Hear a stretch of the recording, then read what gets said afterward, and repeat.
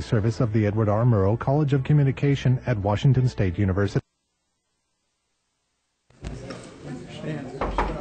Good evening, everybody. Today is Monday, March 21st, 2016, and this is a regular Moscow City Council meeting. Welcome, everybody here. Dan? Everybody please join me with the Pledge of Allegiance. Pledge of Allegiance to the flag of the United States to the republic for which it stands, one nation, under God, indivisible, with liberty and justice for all. Thank you, Dan, and we'll move on to the first thing, which is the consent agenda. I move approval of the consent agenda as presented. I'll second that. Mr. Mayor, I'd like to make a couple of corrections in the consent, in the minutes from the last meeting. Councilman Carscalen is listed as council president every time he made a motion. Probably he's not. He's no longer council president, so we'll have to strike that from the minutes. Well, that's hard. We know a gal. Yep. we got somebody who can do that. Okay. Is there any other corrections that you may ascertain here, Jim? That's all I see, sir. Okay. With the consent agenda, Art approved it with John second. I will start the roll with Walter. With the correction notated by the council member, I'd vote aye. Boland. Aye. Aye. Aye. Aye. Aye. Okay, very good. We'll move on. Second item, public comment and mayor's response period. This is the time we open it up at the podium, let folks talk, as long as it is not something that is in front of our agenda or on our council listing tonight, or something that is in front of planning and zoning or the Board of Adjustments. You can please come up and say what you would like and give us your name and your address. So welcome. Good evening, Mr. Mayor, Council. Thanks for giving me a quick minute to say a few words. My name is Dan Foreman. I'm running for Sheriff of Latah County. I just wanted to make this a very quick introduction so people knew who I was and what I'm doing. I have 41 years of uniformed public service. I'm a retired Air Force colonel of 30 years, and I've been with the Moscow Police Department for 11 years. Still serve there as a reserve officer. Great department. I've enjoyed it. Running for mayor, I have a great plan, I think, for the sheriff's office. I'm not going to go into that now. This is not the right time or place, but I'll be around after the meeting.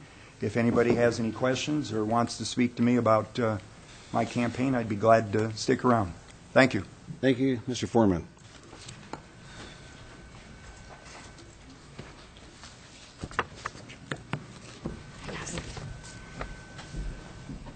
Hello, City Council and Mr. Mayor. My name is Austin Carstetter, preside at 600 University Avenue on campus. Here to give my update to you guys. I'm really excited. Tomorrow is the Town and Gown Soiree, which is hosted by you guys this time, I believe, in here, from 5:30 to 7, around 7-ish. So we're all really excited about that. I think there's 25 people from ASUI coming tomorrow, along with some people running for elections. Elections and campaigning started today. For ASUI president, we have 2 candidates for ASUI president, and we have 10 for the Senate. Obviously, one person wins the ASUI president spot, and 8 people will take the Senate seats. Other than that, medical amnesty today passed the Senate, which is awesome. It was passed with an amendment, so it will go back to the House, but the House passed it, I believe it was 65-0 or something like that, so we're feeling pretty good about that. So, yeah, that's the updates from ASUI. And we're so excited to come here tomorrow. Well, Austin, we're looking forward to seeing the ASUI leadership as well as others from the university as well. Walter? Yeah? Is the amendment anything that gives you pause? So the amendment was that in 3 years, every 3 years, they would review kind of how it was going.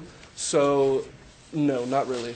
I don't think we're too worried about it. Our president, Max Cowan, is we're very excited about it, along with our lobbyist, Nate Fisher, and our director of policy, Nick Wren. So I haven't heard any negative comments so far, and I haven't heard anything negative from Nate Fisher, our lobbyist, when it comes to the House and stuff like that. So yeah, we're feeling pretty good about it, and we're really excited that we have almost passed the bill through. So It's a big deal. yeah, it's awesome. Perfect. Well, thank you, very much. Austin. Look forward to seeing you tomorrow night.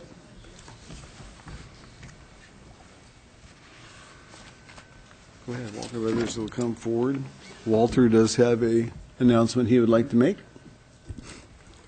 Thank you, Mr. Mayor, Council. Walter Steed, liaison from the council to the Moscow Volunteer Fire Department. At the board meeting last week, there were comments and discussion about a program that they've been running for the last several months called The Beat Moscow. And what this is, it is a program that was, I understand, initiated by Debbie Carscallon and Pam Rogers when they saw a need for it in the community. And what they have done is they have raised enough money to donate and deploy 23 automated exterior defibrillators. Now, you may have seen these on the walls in airports or other public places as you make your travels. You're going to start seeing them around Moscow. They have placed them in all of the Moscow city schools, including 3 in the high school, 3 in the middle school. They've placed them at West Paradise Creek Regional High, Logos, St. Mary's, Palouse Hills Christian, Palouse Prairie, Moscow Charter School. They've got one out at the Joseph Ball Fields, which I understand we may see a picture tonight, Dwight, of people actually playing on those fields, which started today. They've placed them at the 1912 Center, the Herc, Egan Youth, a couple of Moscow police cars, and at the Latah County Fairgrounds. These devices are intended for use in stopping defibrillation when someone hasn't yet had a full-blown heart attack, but their heart is either beating too fast or too slow to sustain them, and they can be done by lay people. They have either audio and or visual cues on how to operate them, and they will only fire if the device detects that they can actually be of use. So I just wanted to give a shout out to your volunteer fire department, to the ambulance company, and the efforts that these people have put forward to put these around the community. They're also doing a lot of CPR classes around town. The next class will be April 16 at the 1912 building. You can register for it at Keep the Beat Moscow on Facebook, and they're looking for about 50 people to attend those CPR classes. So what they've achieved so far is just, in their minds, the beginning. They're really excited about this. They're working hard at it, and you'll start seeing these units around town. Thank you, Mayor. Thank you, Walter.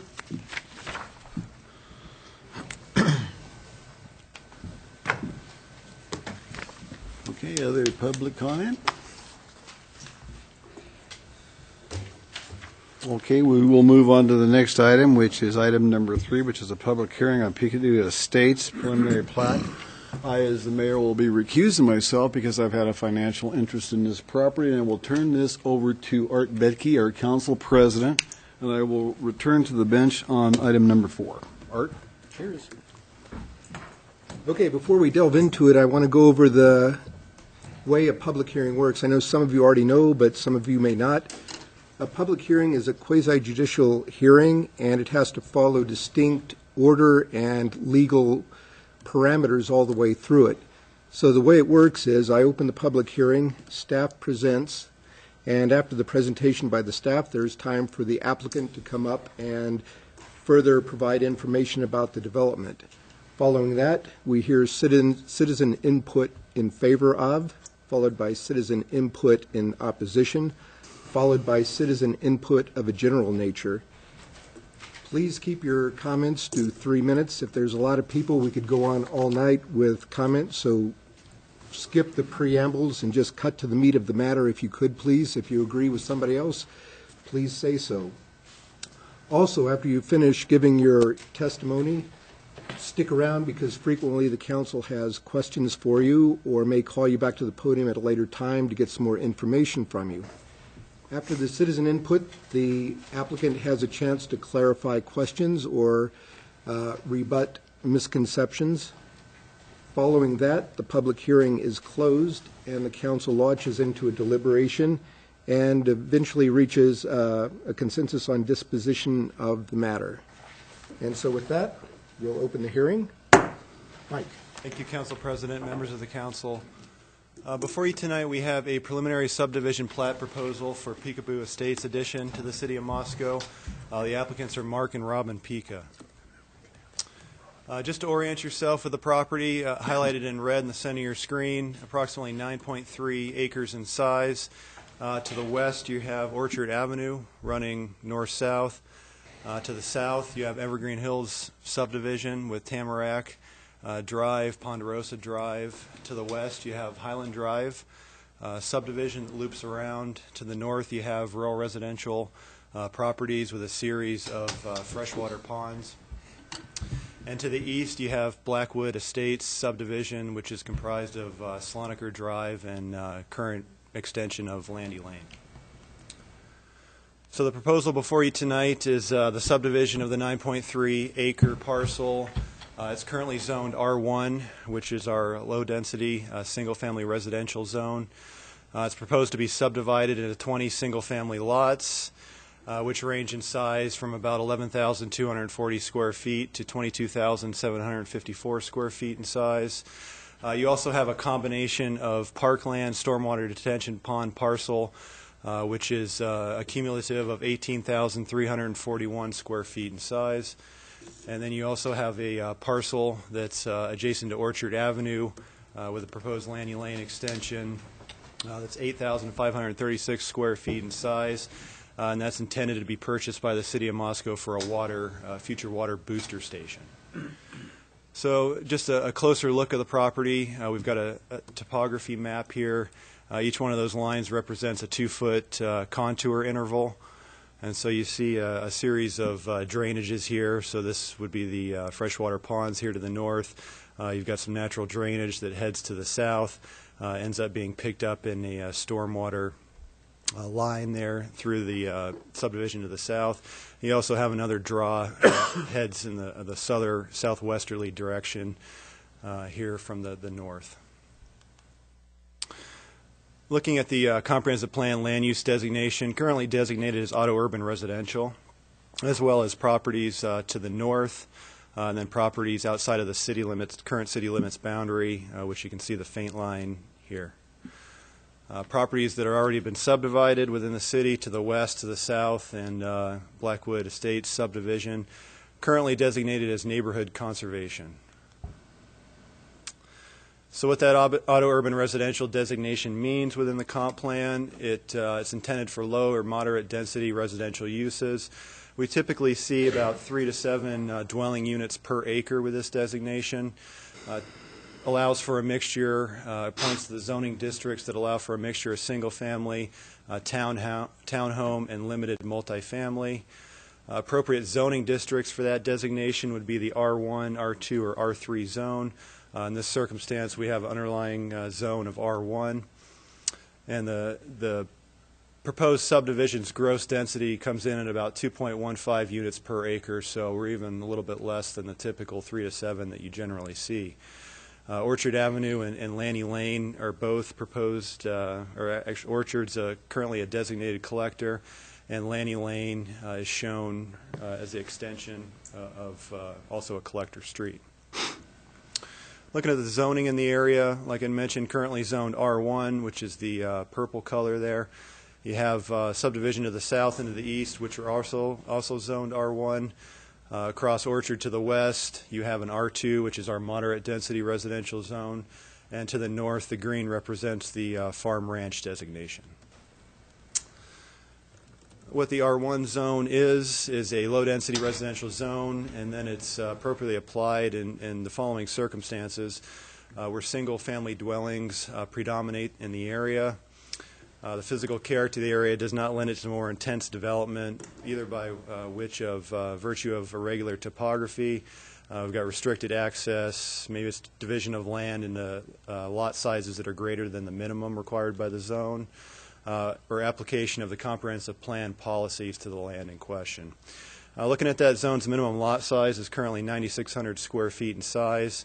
I'd like to remind you that proposed lots range from about 11,240 to 22,754 square feet in size, so they all meet that minimum. And you also have an 80-foot wide minimum lot width. Brings us to the proposed preliminary plat. On the west-hand side, you can see Orchard Avenue here. We've got the extension of Landy Lane, which ends up connecting to the Blackwood subdivision to the east. You also have a future street stub here. This is Peekaboo Street. I'd like to point out the parkland stormwater detention parcel here in the center of the screen.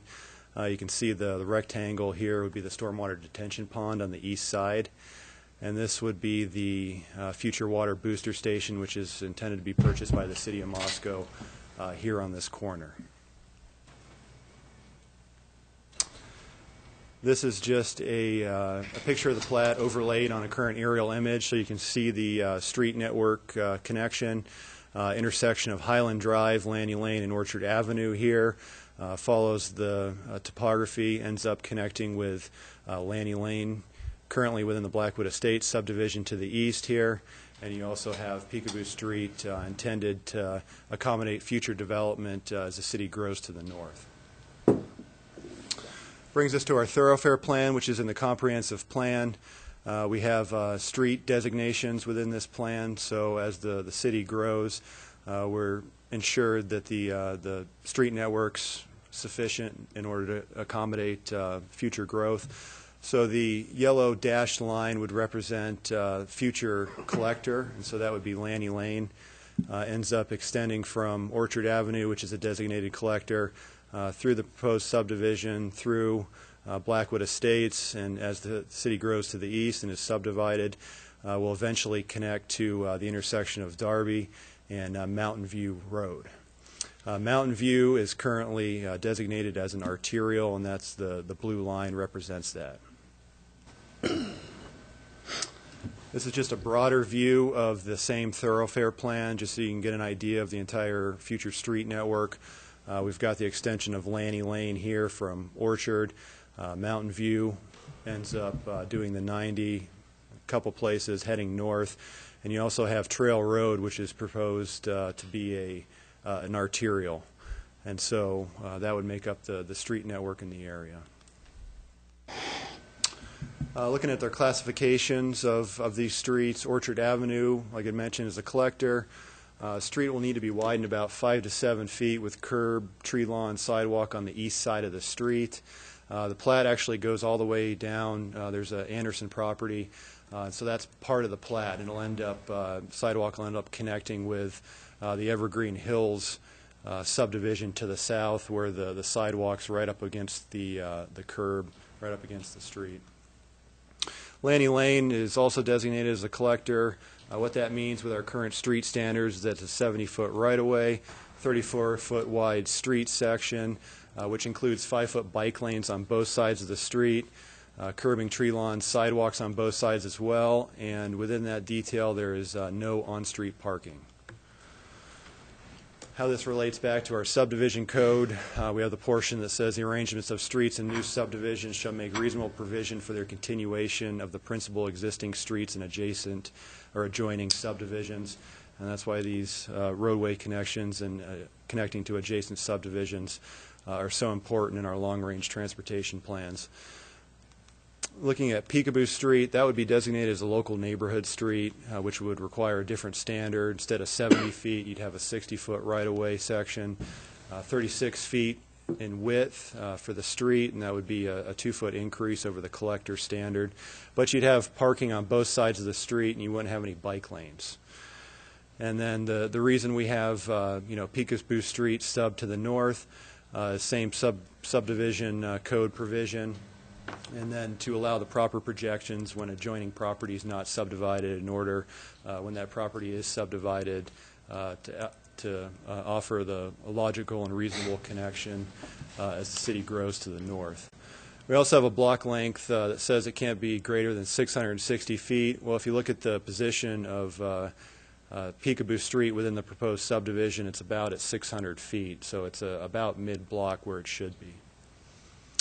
And the Public Works Department has taken a look at the site distance at the intersection of the Highland Drive, Lanny Lane, Orchard Avenue, and they've determined that it's adequate for the current 30-mile-per-hour posted design speeds that are currently on Orchard Avenue, as long as there's going to be stop control on Lanny Lane as you approach the Orchard intersection. Looking at our water system within the proposed subdivision, existing mains are in Orchard that will be tied into. We've got a 2012 comprehensive water system plan that has determined that the existing system in the area has adequate potable and fire flows to serve the proposed development. And like I mentioned before, city's planning on purchasing Tract A for the booster station. The current booster station in that area is about a block south at the intersection of Ponderosa and Orchard. Then a sanitary sewer system. We've got a main proposed along the Lanny Lane alignment. It'll ultimately be conveyed south. We've got the, like I mentioned before, we've got a storm line that goes through the subdivision to the south. Well, there's an easement there, and that'll the sanitary sewer line will also be extended within that easement to the south through that subdivision and tie into an existing main in Tamarack Drive. Looking at our 2011 comprehensive sewer system plan, it's determined that the existing system is adequate to serve the additional flow that's anticipated with this subdivision. Storm sewer, also along the Lanny Lane alignment, ends up being conveyed to that stormwater detention pond, which is to the east of the stormwater or the parkland parcel. Got that existing 42-inch storm line, like I had mentioned, extends to the south through the Evergreen Hills subdivision.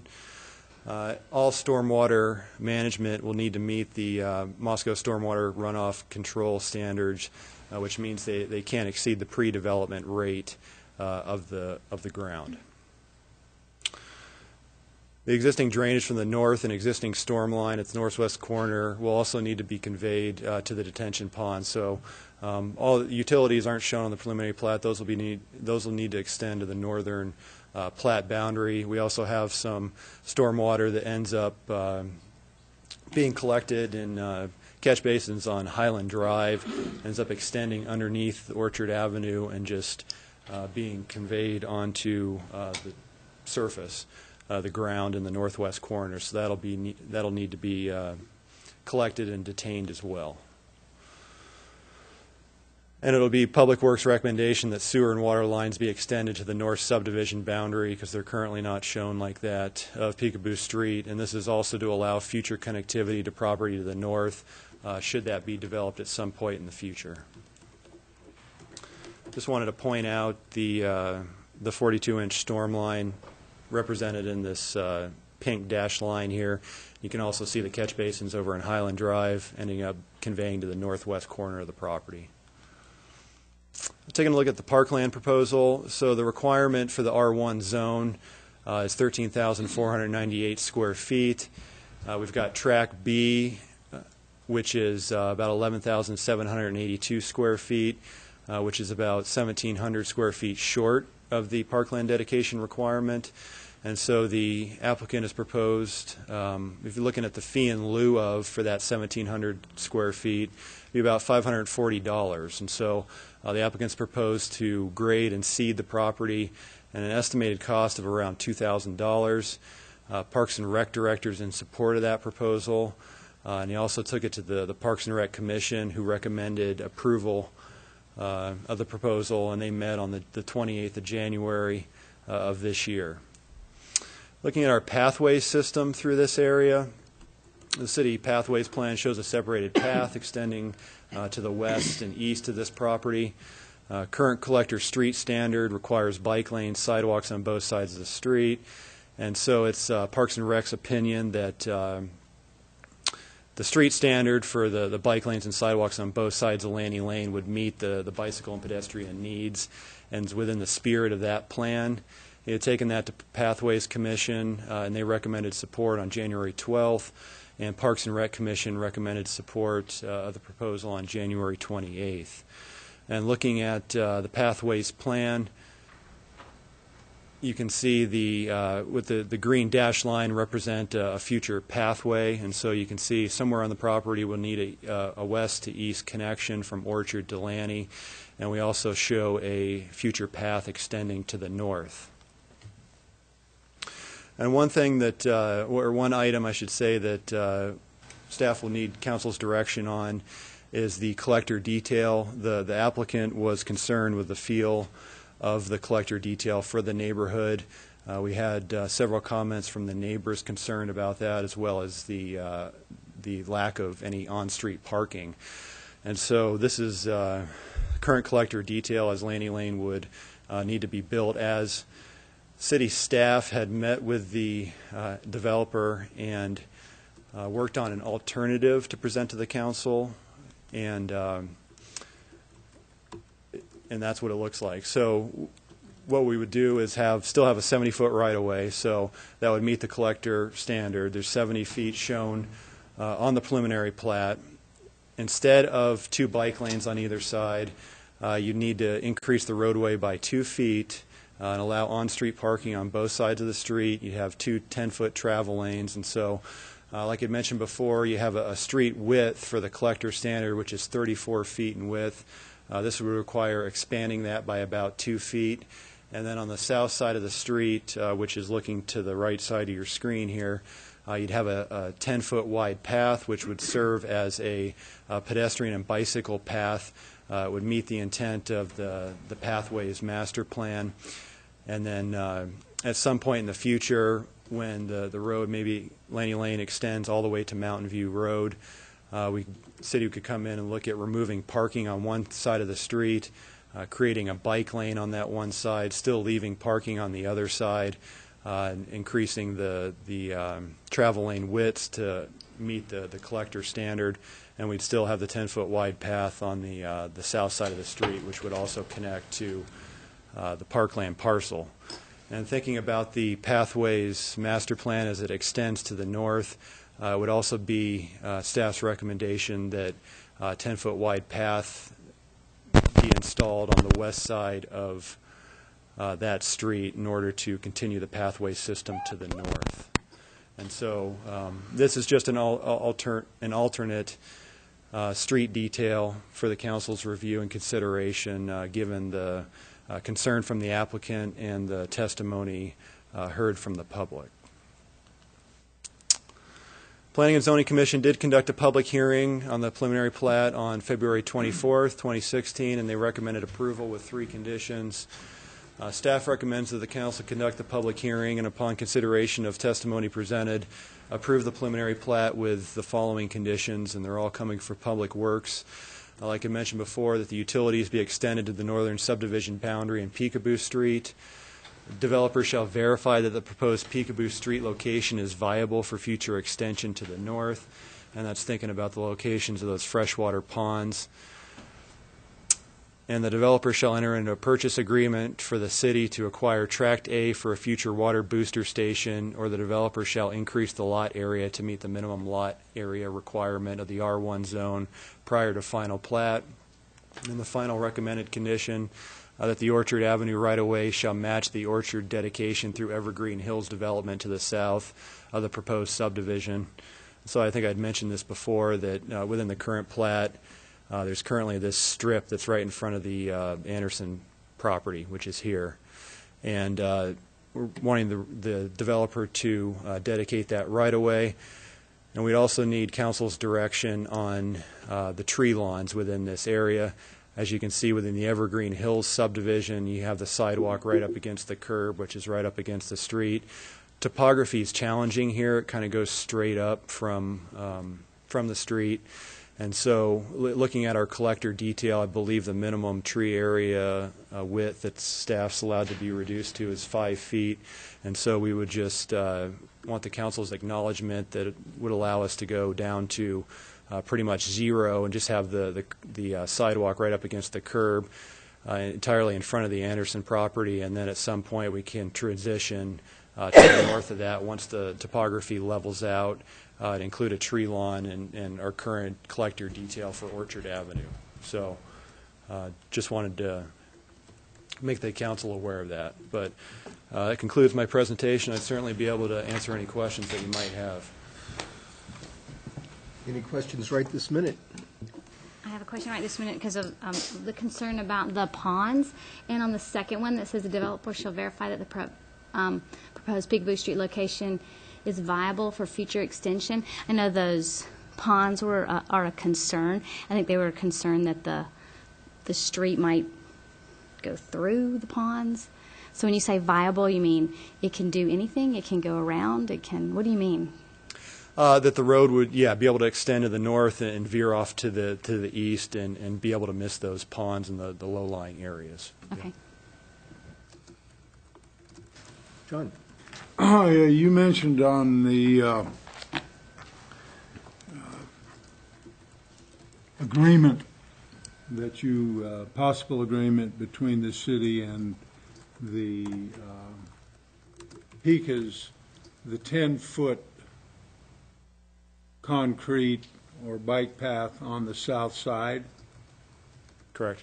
Now, right now, if you live and you're responsible for taking care of the sidewalk in front of your house in inclement weather, am I right in assuming that the city would take care of the path and the neighbors in front or behind the house would be responsible for just the 5 feet? Yeah, Parks and Rec would be in charge of the pathway system, so they do actively plow or shovel all of our paths in town, and this would be part of the pathway system. So they would do the snow removal on that path, and they do work on the weekends as well. Okay. Thank you. Relative to collector street sizes, that swatch of orchard between the two highlands is still an old county road. Given that the developer would be responsible for his half of the road there, does that mean that the frontage would go back that 5 to 7 feet in order to accommodate from center width back to the edge to make for a 36-foot or 34-foot street? Obviously, you're not going to get the full width because the west side, like you mentioned, the west side of the street's not improved. But that's just estimating, looking at where you pick up the gravel shoulder here. You know, this point to the edge of where the curbing is roughly around 5 to 7 feet, and that's the area that would need to be widened with asphalt, and then you'd have obviously the curb, gutter, and sidewalk on the east side of the street. And so at some distant future point, the west side of Orchard would eventually need to be widened if the city ever found enough money to do it? Yeah, it would either have to be a local improvement district or a capital project in public works. So, Okay. Walter? Mr. Mayor, a couple of questions for Mike. Mr. Parkland, the Parkland promoted. improvement. I'm promoted to mayor. for A now. moment you are. You're acting mayor. I trust you'll get paid for this hour appropriately. Mike, the Parkland dedication and the proposed improvements by the developer, what about irrigation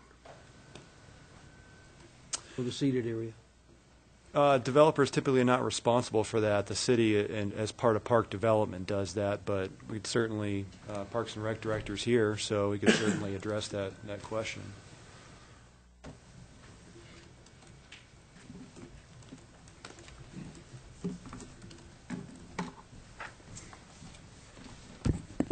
We would approach that just like we have been these other properties. So the city would put in the irrigation? City would put in The irrigation. developer would do the grading, the city would put in the irrigation, the developer would do the seeding? Yes, Okay, thank you. you bet. And if I may, Yeah. Mr. Mayor? Mike, just to confirm what I think you've already said, but the development and improvements, improvements on Orchard would only be on the east side? Correct. Okay, thank you. That's all I've got. Okay, at this time, some enlightenment, further commentary on the part of the applicant.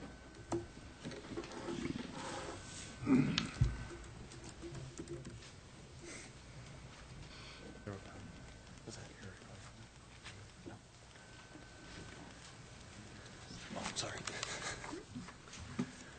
Hi, I'm Scott Becker with Hodge & Associates, 405 South Washington Street.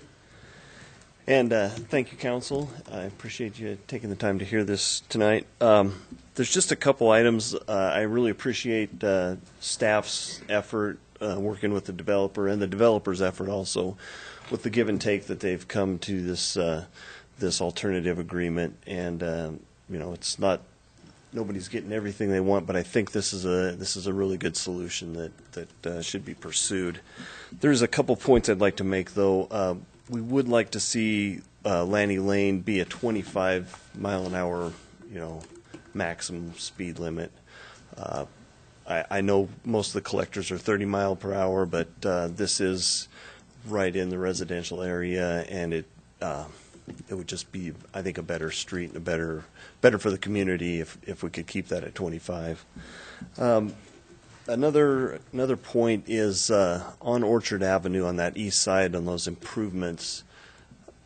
I think I know it's not ideal, but I think the zero tree lawn would be best through that whole section. It gives us a little bit safer sidewalk. Otherwise, you have a sidewalk that just kind of comes to the edge and then drops right off. It's hard to get kind of an area that like a shoulder off the side of the sidewalk that before it falls into the neighbor's property.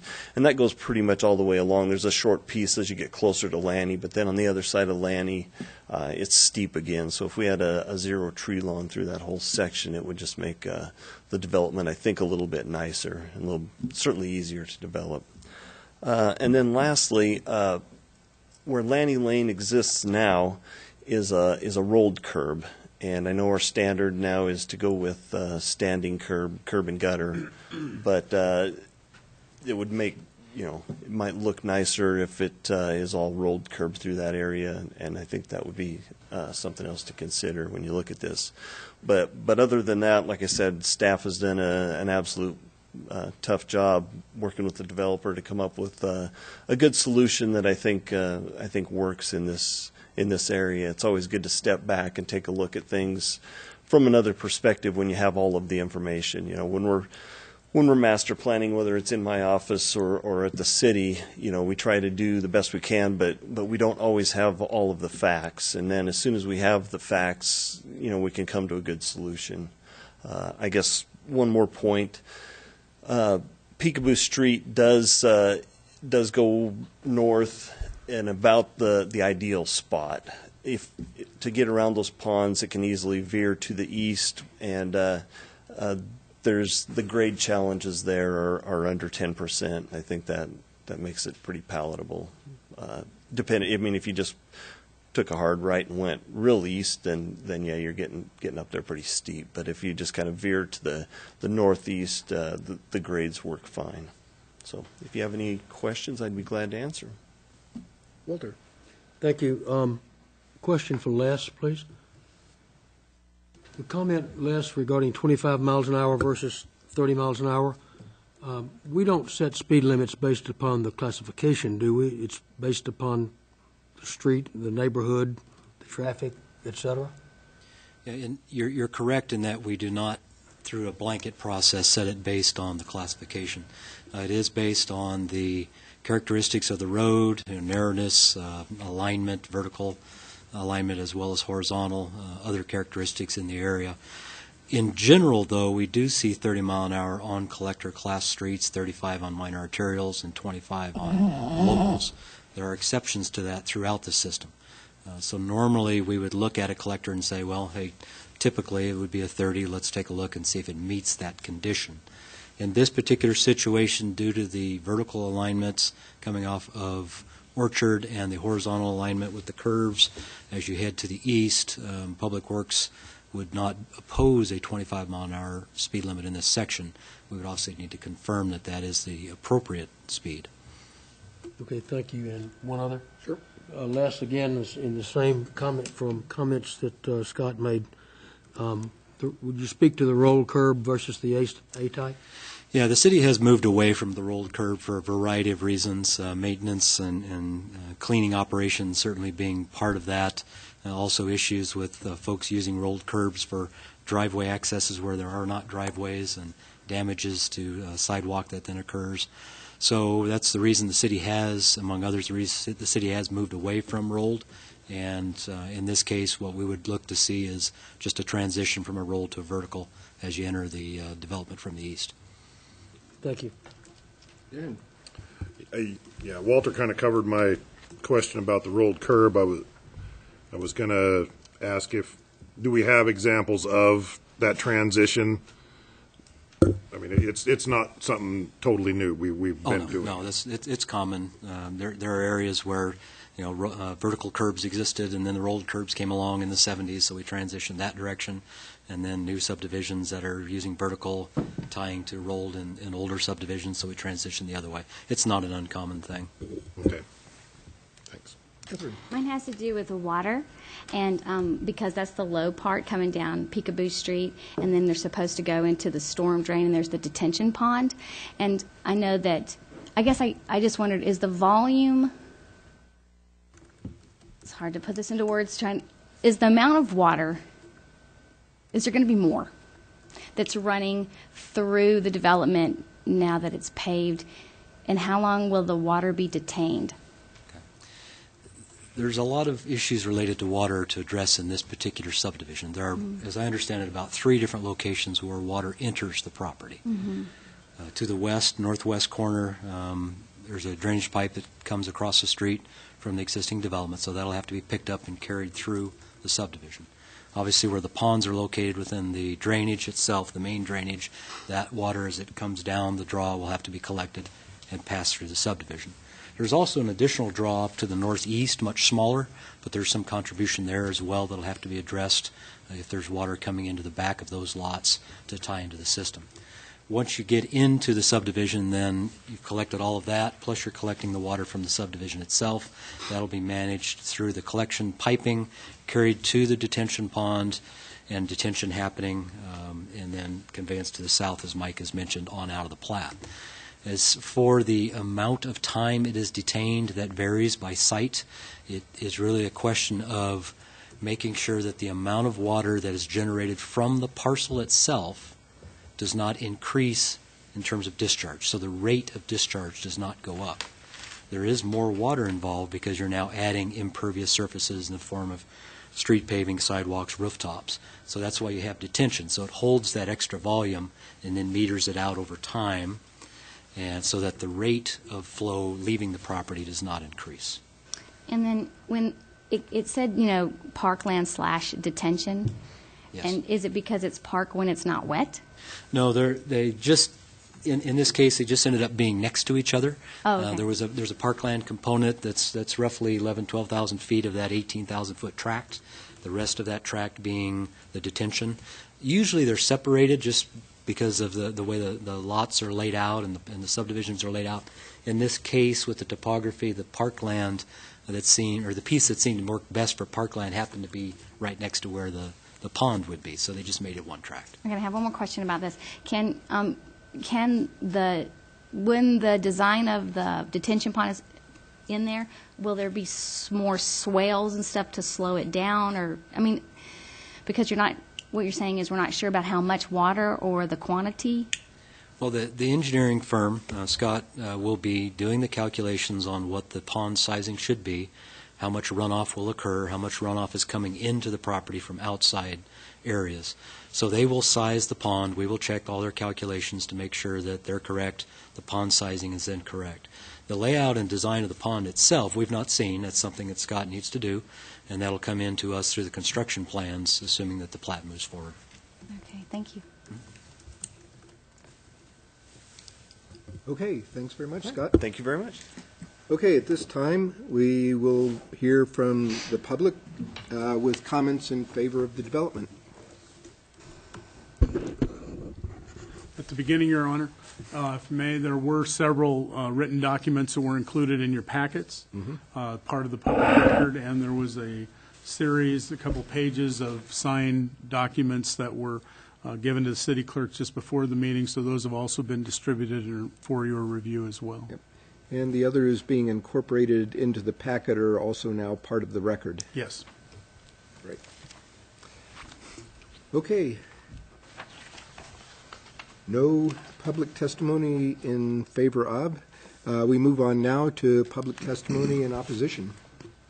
As always, name and address, and please, 3 minutes. That's going to be challenging. My name's Brian Morton, 1021 Sloniker Drive. I'm here to speak strongly in favor of Bill Voxman's alternative proposal for the Peekaboo subdivision. Unfortunately, Bill could not be present tonight himself. I believe the council members all have a copy of Bill's proposal regarding the proposed subdivision. I would like to highlight some of the key issues from Bill's letter. Unfortunately, what was not taken into account by the P&Z is the unique character of this area. And it was also disheartening that no mention was made of other criteria found in the city's comprehensive plan that address the need for consideration of environmental, cultural, and heritage factors. The land in question encompasses the South Fork of Paradise Creek, the lower portion of which is for much of the year essentially a wetland zone. The area has long served as a remarkable natural habitat for all manner of birds and other wildlife.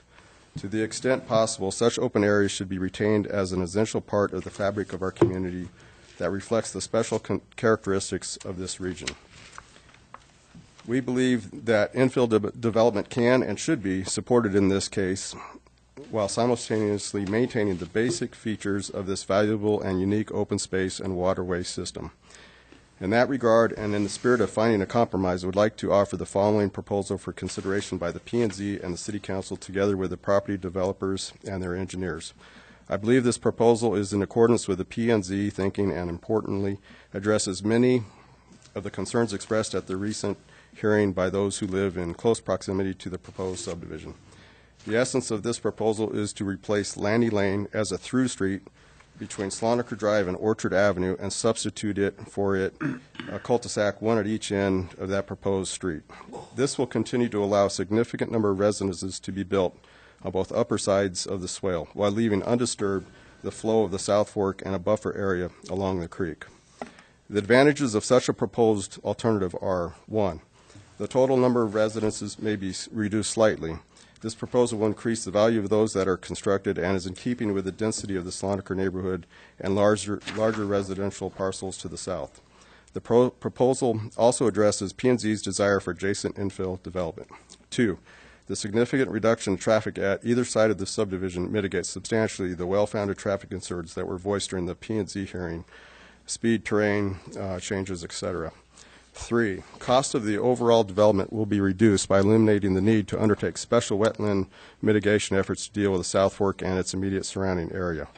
4, preservation of a buffer zone surrounding the South Fork will maintain a wildlife habitat and create an exceptional natural parkland common to all the residences in the subdivision. There will be no need to create additional parkland. And 5, this proposed subdivision, if altered as above, will be much more in keeping with the value and character of the existing residences along this swale drainage corridor. I'd like to point out on the petition sheets that we submitted, we have 79 signatures. I think that's a pretty good amount from the surrounding neighborhoods.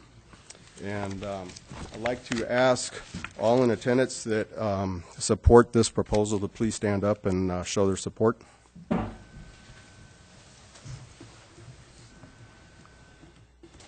Okay, thank you very much.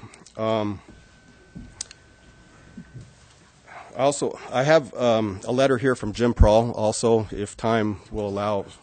Okay. Can I come back? Somebody else wants to present it, they may do so with their 3 minutes. And Jim's supposed to be here by 8, so he might make it. But it's very important regarding this whole subdivision because he's the next property owner where Landy Lane dead ends to the east.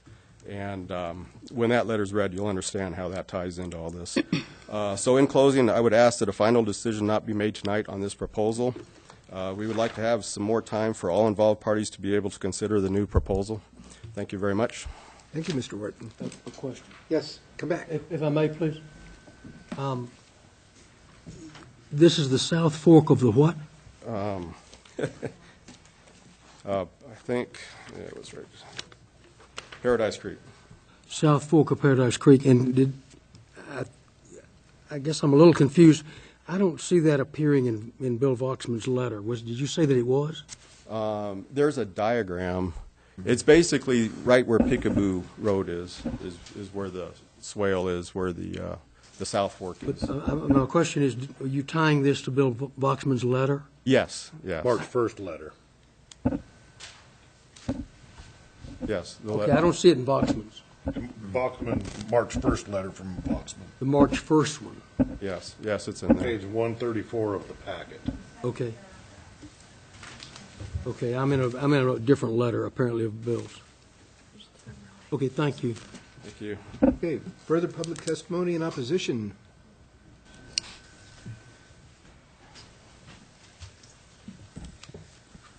Council, my name is Michael Ratchford. I live at 1106 Slonaker Drive.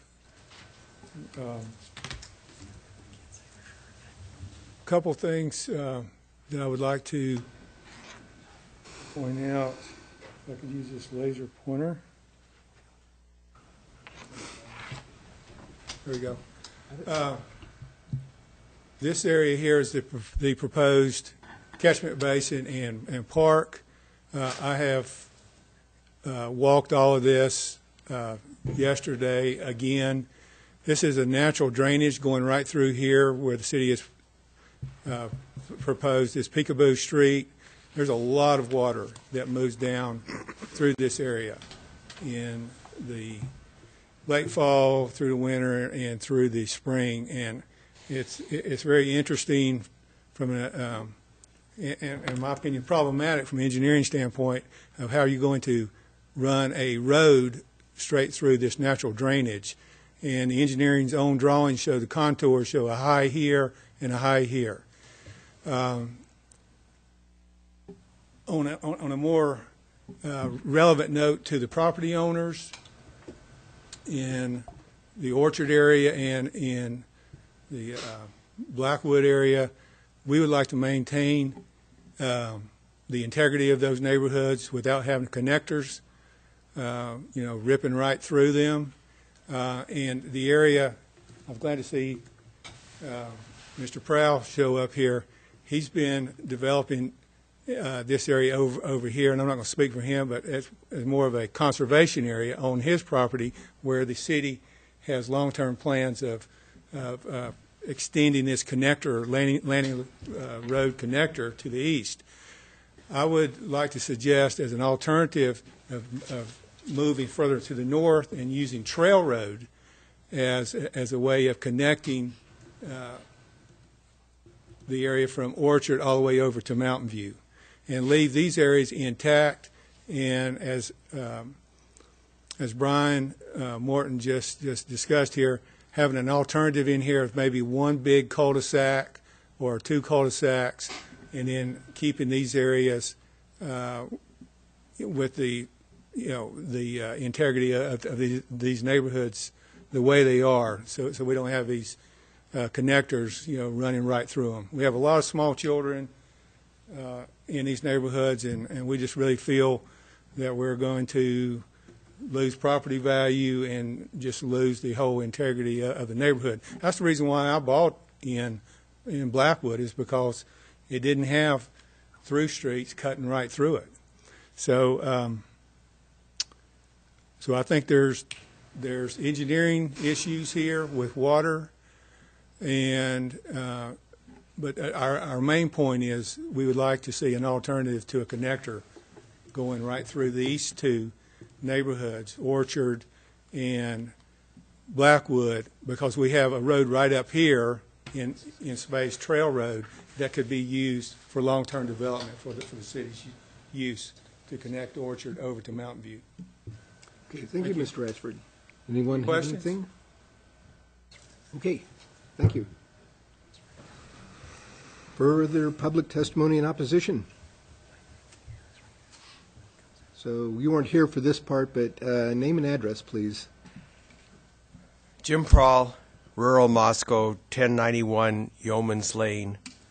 It's funny, I forgot that Walter was still on your city council, and Walter's the one that said years ago, you need to get this designated ring road, and nobody wanted to hear about it, and here we are again, because I'm just going to read my letter and I won't say any more. We live in Latah County with a quarter mile of our 8 acres adjacent to the city of Moscow, parallel to Slonaker Drive, with Lanny Lane butting up against the middle of our 5.1 acres of dedicated forest in bare land and yield tax classification. We have no intention of allowing Lanny Lane to be extended across or along our land, as we stated when the Slonaker addition was platted. A four-generation family on Yeoman's Lane directly across from us is of the same mind. We are part of 9 contiguous parcels north of Mountain View Road, extending east to the Trail Family Trust Land, with owner-occupied family homes that wish to remain in the county. We do support the activities of the neighbors who have combined forces to explain to P&Z why this contractor-developer city bureaucracy proposed new plat is not desirable for the residents of Northeast Moscow. From our standpoint, Mountain View Road at Slonaker Drive will need widening with bicycle pedestrian paths to be a safe road through the county to handle the traffic to the proposed Logo School and the continued sports activity at Mountain View Park. Any increased traffic on or off of Slonaker, if it is considered a shortcut to Orchard Avenue, will create several unsafe intersections. Finally, as previously publicly stated, we would support a walking bicycle path crossing our land from Lanny Lane to Yeoman's Lane, hoping it would inspire a safe route to connect to Mountain View Park. Thank you. You're welcome. Any questions? Okay, thank you, Mr. Burrow. Oh, you guys are catching on. Thank you. Alan Rose, I live at 1114 Highland Drive, 2 houses from where this intersection is going to be with this new road cutting across. And like many of my neighbors, I'm really worried about the integrity. We've got a very nice, quiet, calm neighborhood. One of our major problems is when we come out of Highland Drive and look to the left, we can't see what's coming over the hills there. And I think I mentioned this, the Planning and Zoning Commission, and was told that the city had conducted an inquiry, and the department had concluded that it was safe to drive at 30 miles an hour coming up from the north to the south on Orchard. I really query that. I don't have any engineering background, but I know that when I come out of Highland Drive and look to the left and see cars coming down at 30 miles an hour, which I can't see actually, and there's going to be an increase in traffic clearly with the proposed development.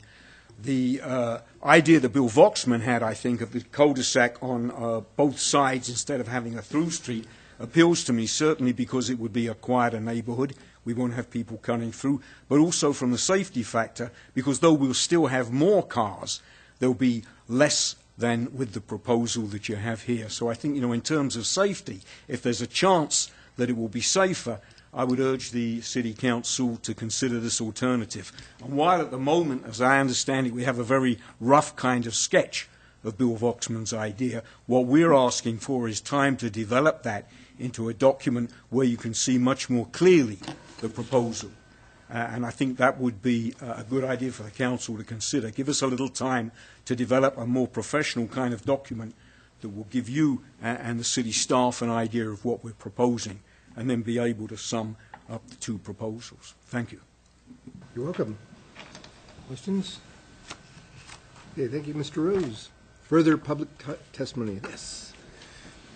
I've got 3 slides here. Could somebody put those on the projector of Peekaboo Street?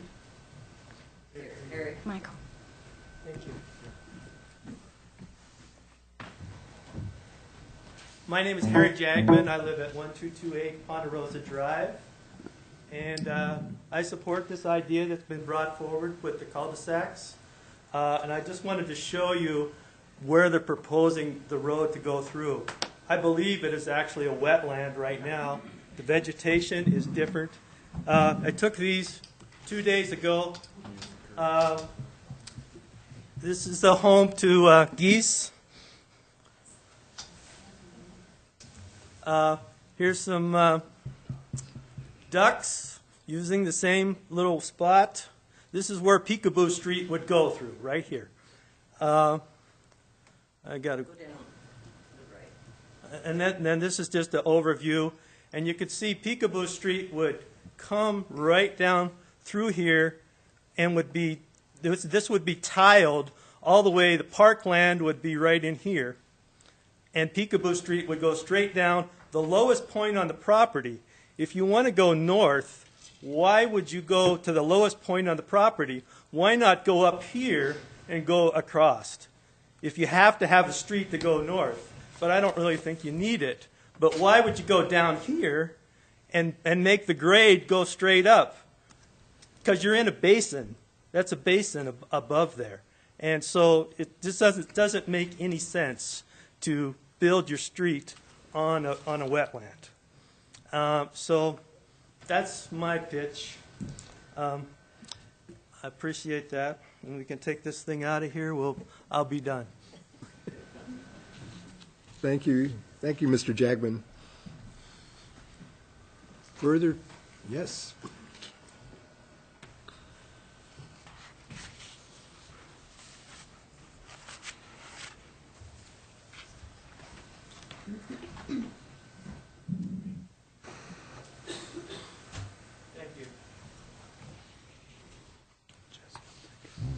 Jean Steinhoff, 1218 Kirk Drive.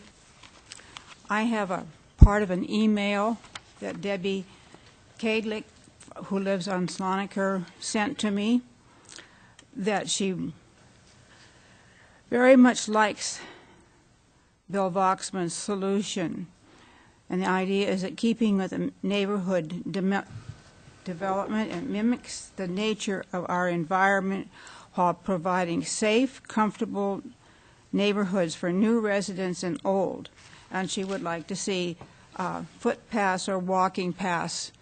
And I had said that this walking path would be a very good one, particularly the location of the middle school and they could walk through in the development, get over to Ponderosa and walk safely to the middle school. Because right now Mountain View is not a safe walking area we're looking at what, grade 6th, 7th, and 8th, particularly in the morning when it's school time. So that's one.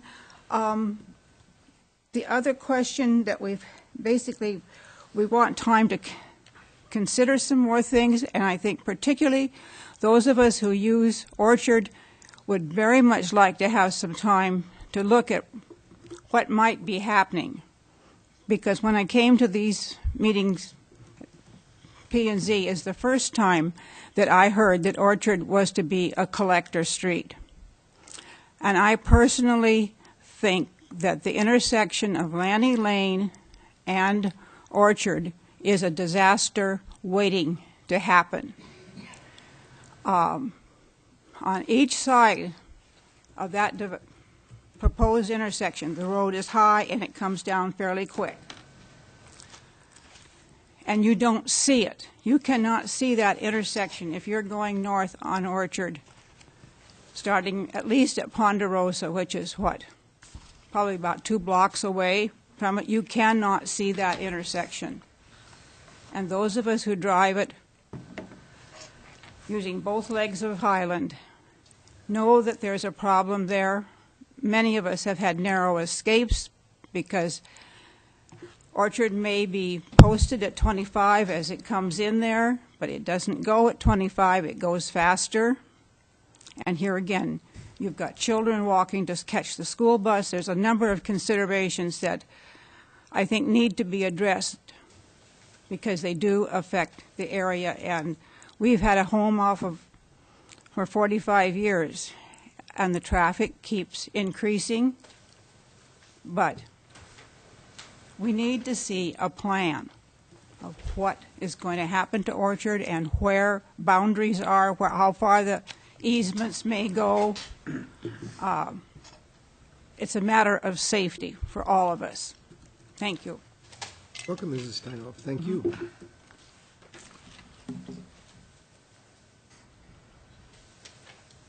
Further testimony in opposition?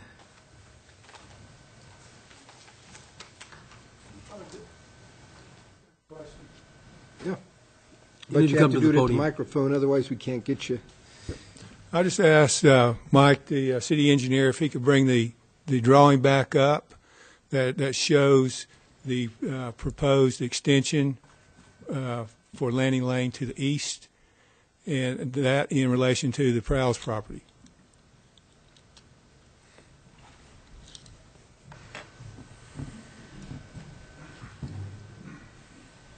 Actually, to what end?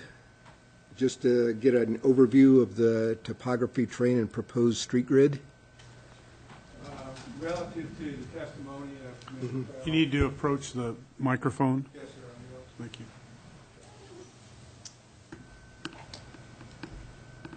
But you're going to have to be real short because you've already chewed up your time. I know that. I know I'm on thin time here.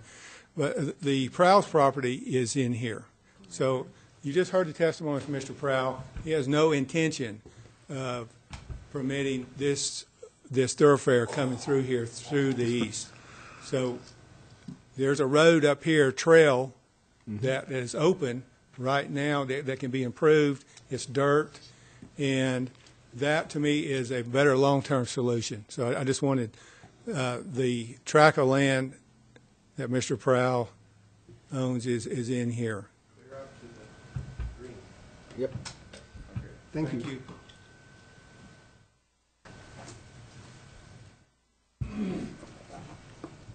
My name is John Rudd. I live at 1292 Highland Drive. I can make this work. 1292 is right there. Right there. It's the Right on the corner with Orchard. Right on the intersection of North Highland and Orchard. I've lived there since 1986. I have actually two things today. I have first a question and then a statement. The question is, I'd like to ask the city, Mike Ray, what does the city plan to pay the developer for the chunk of land for the booster station? Actually, that might be a Les question. Les, is that yours? Well, the Public Works Department would be the division of the city that would be coordinating or negotiating with the property owner about a future purchase. We have not started those negotiations, so at this time we do not know what the cost of that land will be. Do you know what the current Latah County GIS places the valuation of the entire parcel at? I have no idea. It's a little over $7,000 for the entire parcel. That's the question in the statement. Now, secondly, I think we need to find out how much the city is going to pay for that piece of land for the booster station, since there's already a booster station at Orchard and Ponderosa. My second statement is this. Having lived at North Highland Drive and Orchard since 1986, the issue is not about the development. Development's going to happen. It needs to be done right. The problem is with, from where I see it, and I've lived there for a long time, is with Orchard. Orchard is not able to handle the traffic that's going on there now. The issue with Orchard is, if you're familiar with it, it has a connector from Trail, and then there are no more connectors until you get to Public, which goes west, until it dead ends at F Street, right? Polk Street. It dead ends at Polk. No, Orchard dead ends at F Street. Yeah, it does, yeah, sorry. Yeah. I was thinking Public. So you need to understand what Orchard is and how limited it is, and adding another connector through it is probably not the best idea. Certainly I'm in favor of the council considering Bill Voxman's double cul-de-sac idea, giving us an opportunity to put together some planning so you can see what that would really look like. Thank you. Thank you, Mr. Rudd. Oh, Walter. A question for Les based upon something Mr. Rudd said. Can you speak to the reason for the proposed new booster station when you've already got one down at Ponderosa? Yes, the booster station project is one of 6 stations that we're addressing throughout the city. The booster stations are designed to provide both domestic and fire flows to those higher elevation portions of the city.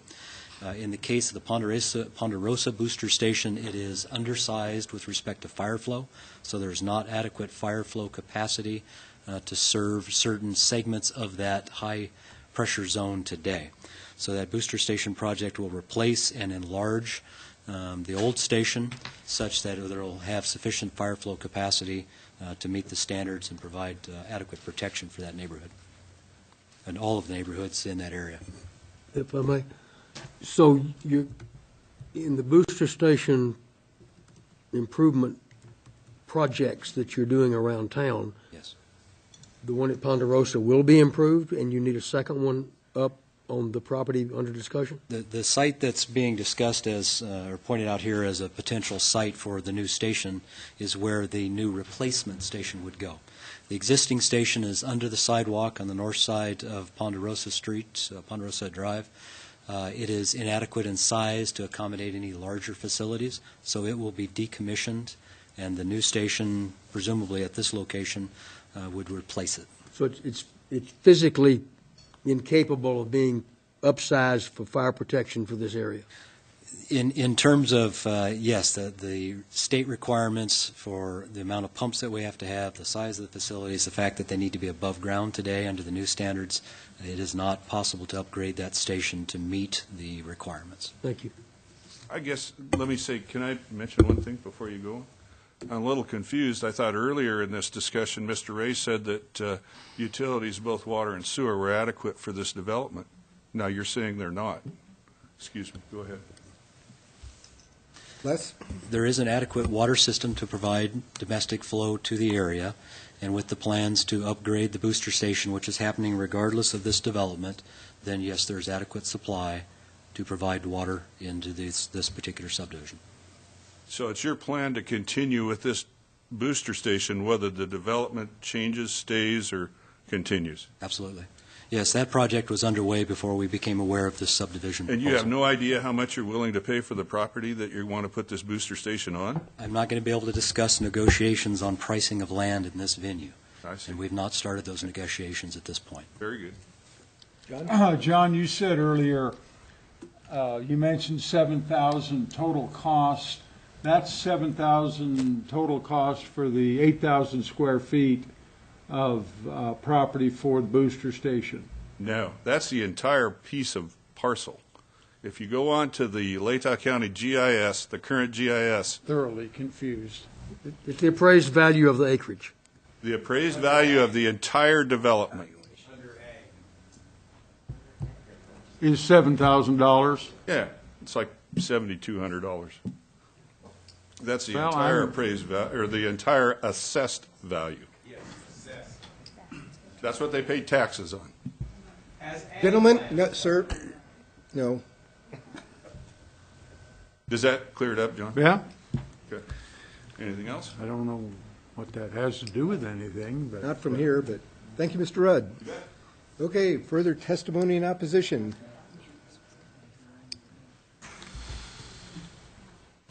Okay, at this point, public testimony of a general nature regarding this development.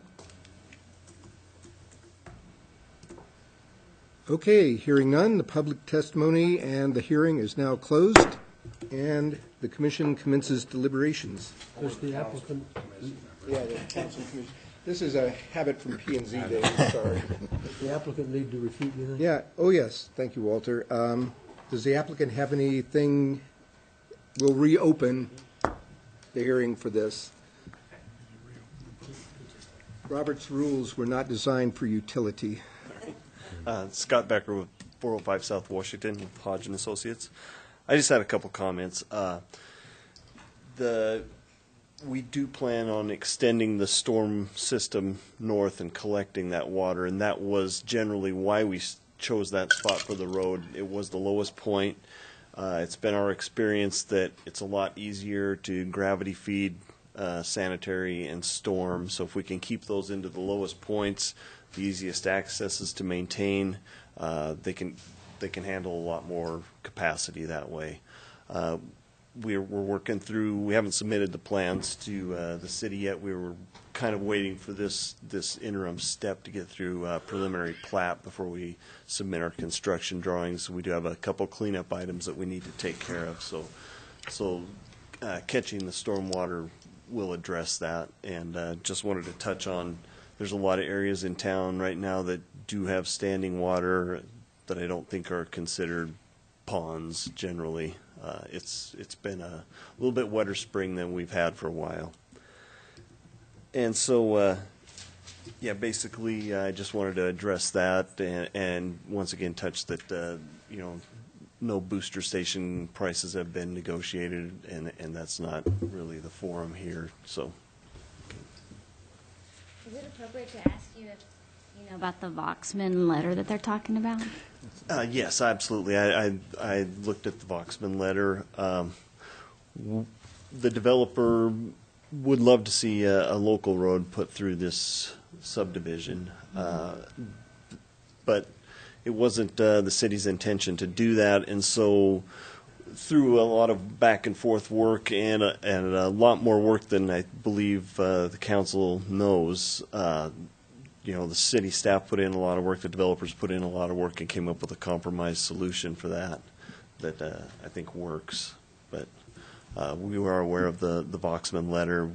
We're not necessarily in support of it. It was just we had a plan, and we were hoping for a local road, but we understand that wasn't necessarily in the cards. So.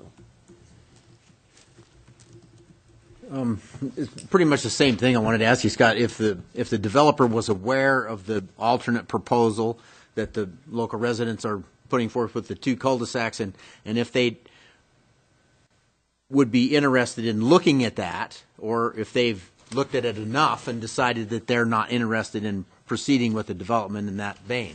What we've looked at is because of fire turnaround areas, cul-de-sacs are no longer, if you see a standard cul-de-sac in town, that is an outdated cul-de-sac. The cul-de-sacs now have to be so huge that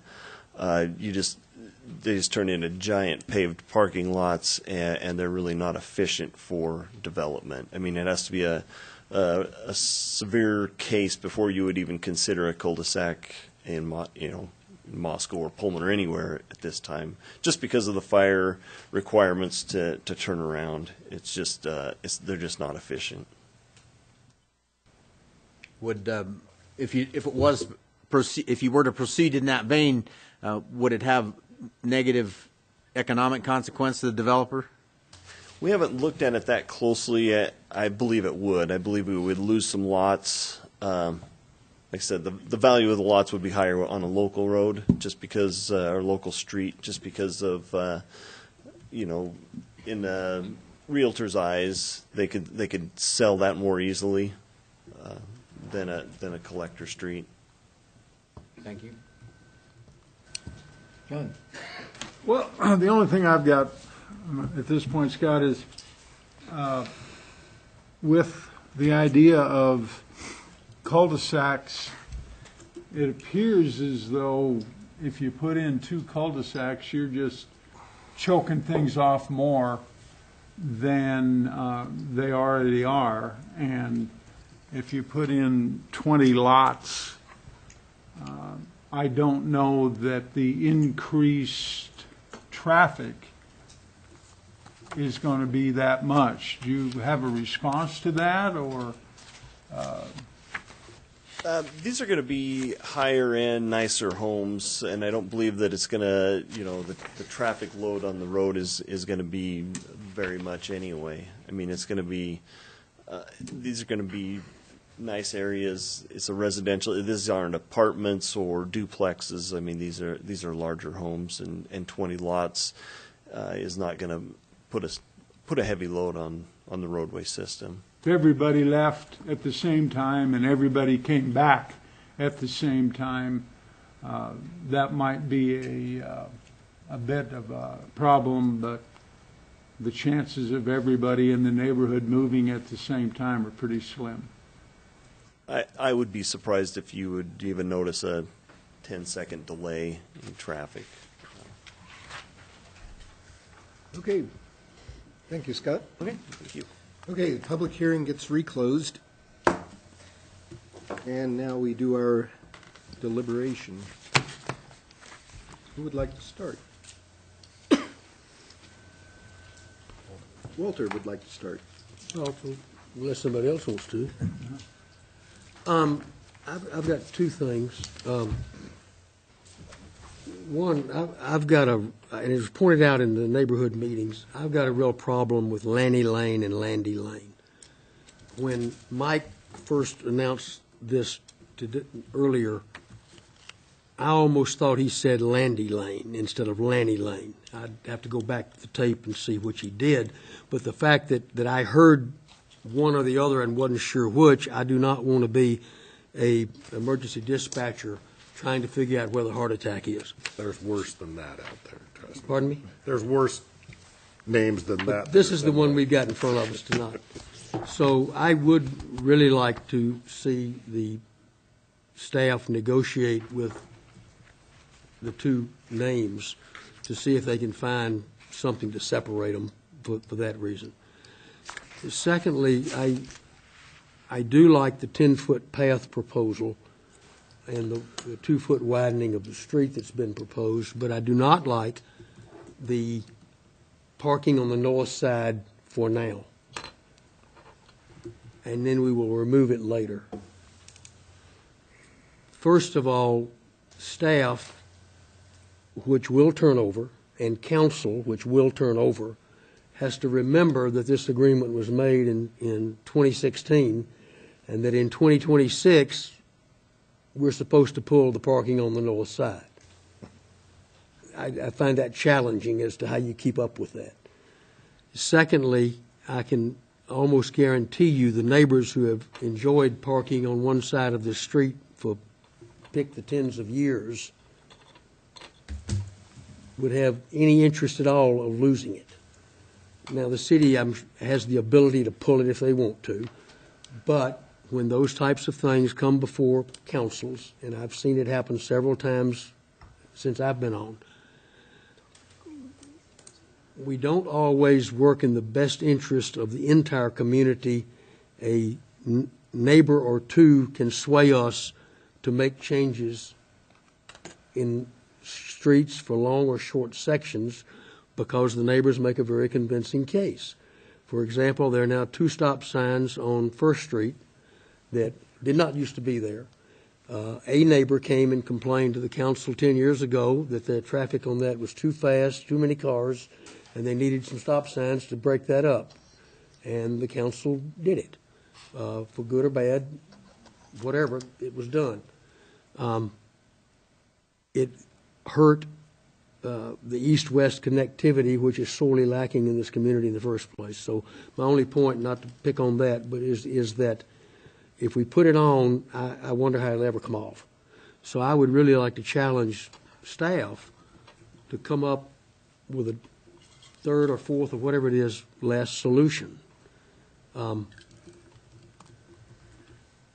Is tonight a good time to come up with one? Why not just jump to the second plan that was going to be in place later on? Just leapfrog the first one. But for council's discussion, I mean, and staff's input. But I'm just saying that I like the path idea. I like the widening by 2 feet. The parking now and take it away at some point in the undefined future strikes me as is really going to be tough to do. Mr. Mayor? Sir. I disagree with Walter on that. The function of this body over the years is to make changes as they are necessary, not to just basically say that decision X made in 2016 is carved in stone and cannot be changed. When I was on this body back before 2010, we changed 6th Street and from the parking on both sides to parking on one side, and where are we going to go with it? And there was some consternation, but since that has been done, I haven't heard any more about it.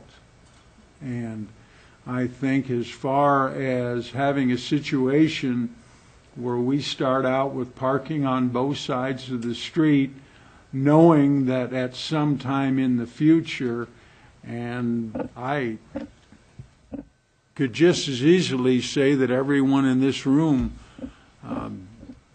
young and old, will probably have passed on by the time that happens.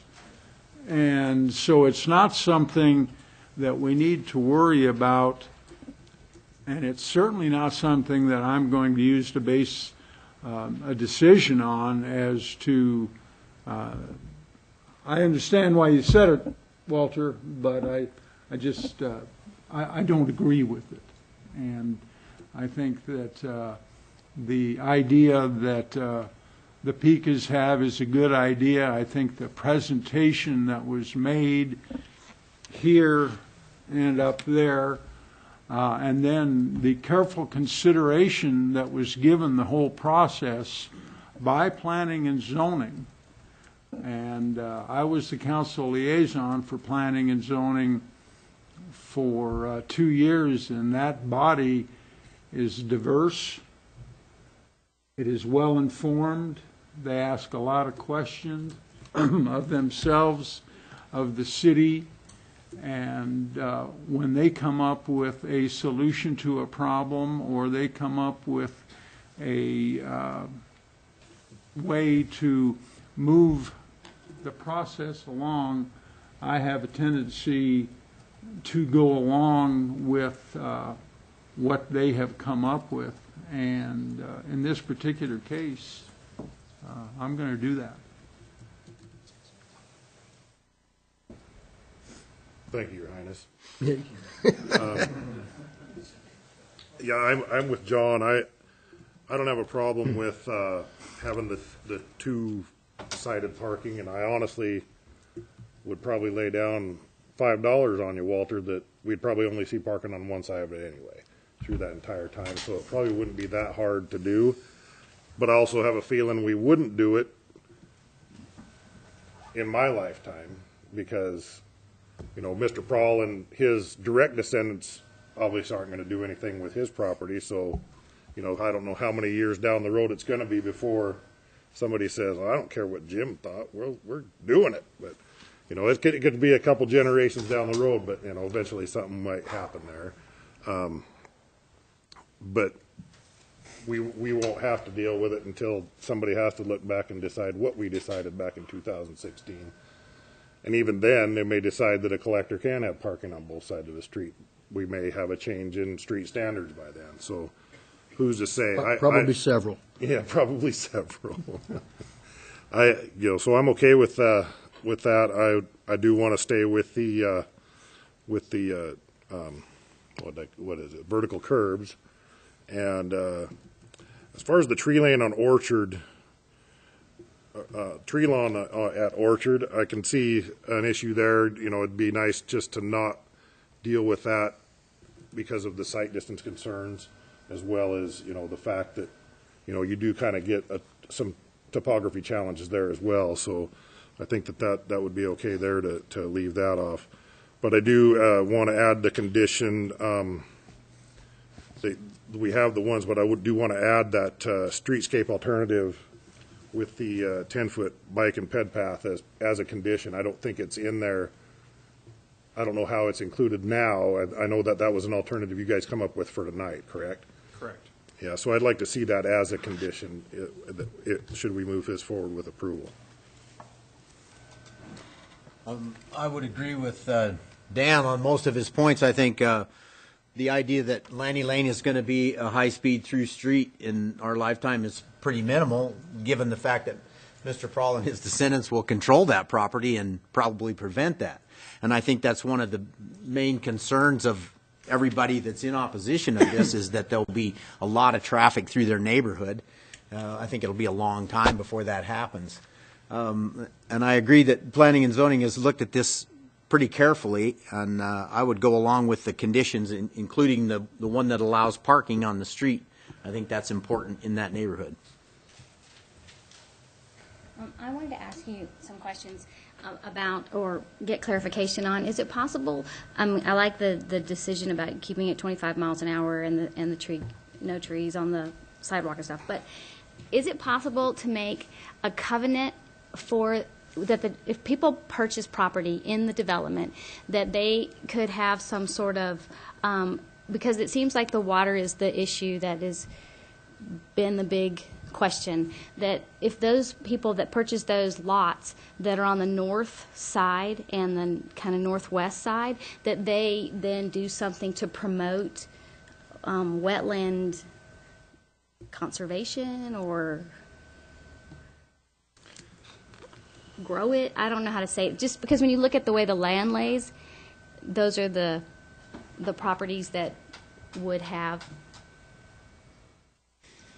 those right here. Is there something that the developer can do when he sells the lots?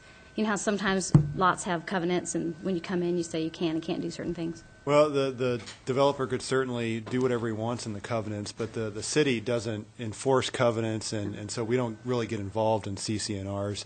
You're going to have a Peekaboo Street that's going to head north in that area, and so all the water is going to be collected within a storm pipe, which is conveyed to the stormwater detention pond. And so I'm sure you'll see some wet areas around there, but it's largely going to be, the roadway, and then maybe you'll have some side yards that are a little wet off of Peekaboo Street. But other than that, there is no designated wetlands on this property.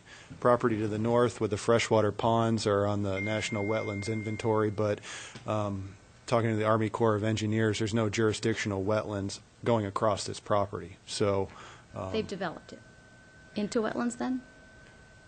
There is no jurisdictional wetlands. No, but I mean they've grown it by growing their pond. They've grown wetlands. Yeah, it's a man-made pond, and so, that would be a freshwater pond as a classification of wetland. Okay. Yeah, and as for me, I am in agreement with what everyone else has said here.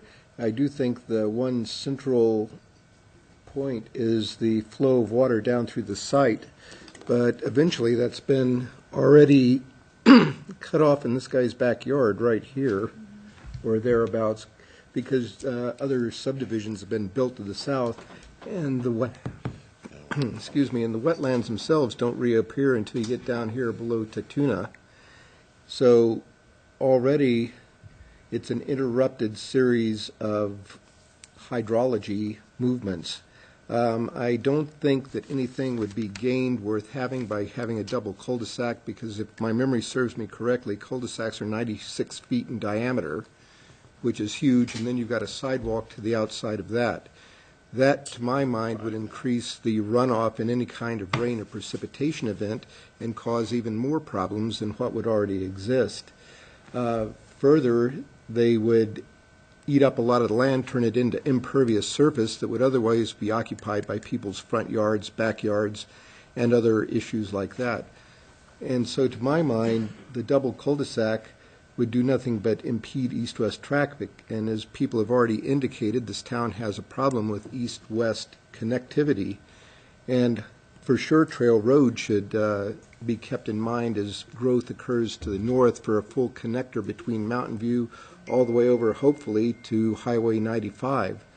But for in here, if you're on Blackwell, to get to Rosars, you have to go clear around Mountain View all the way down to F and around that direction, where is an easy out just here down Public, and you're down at the same place.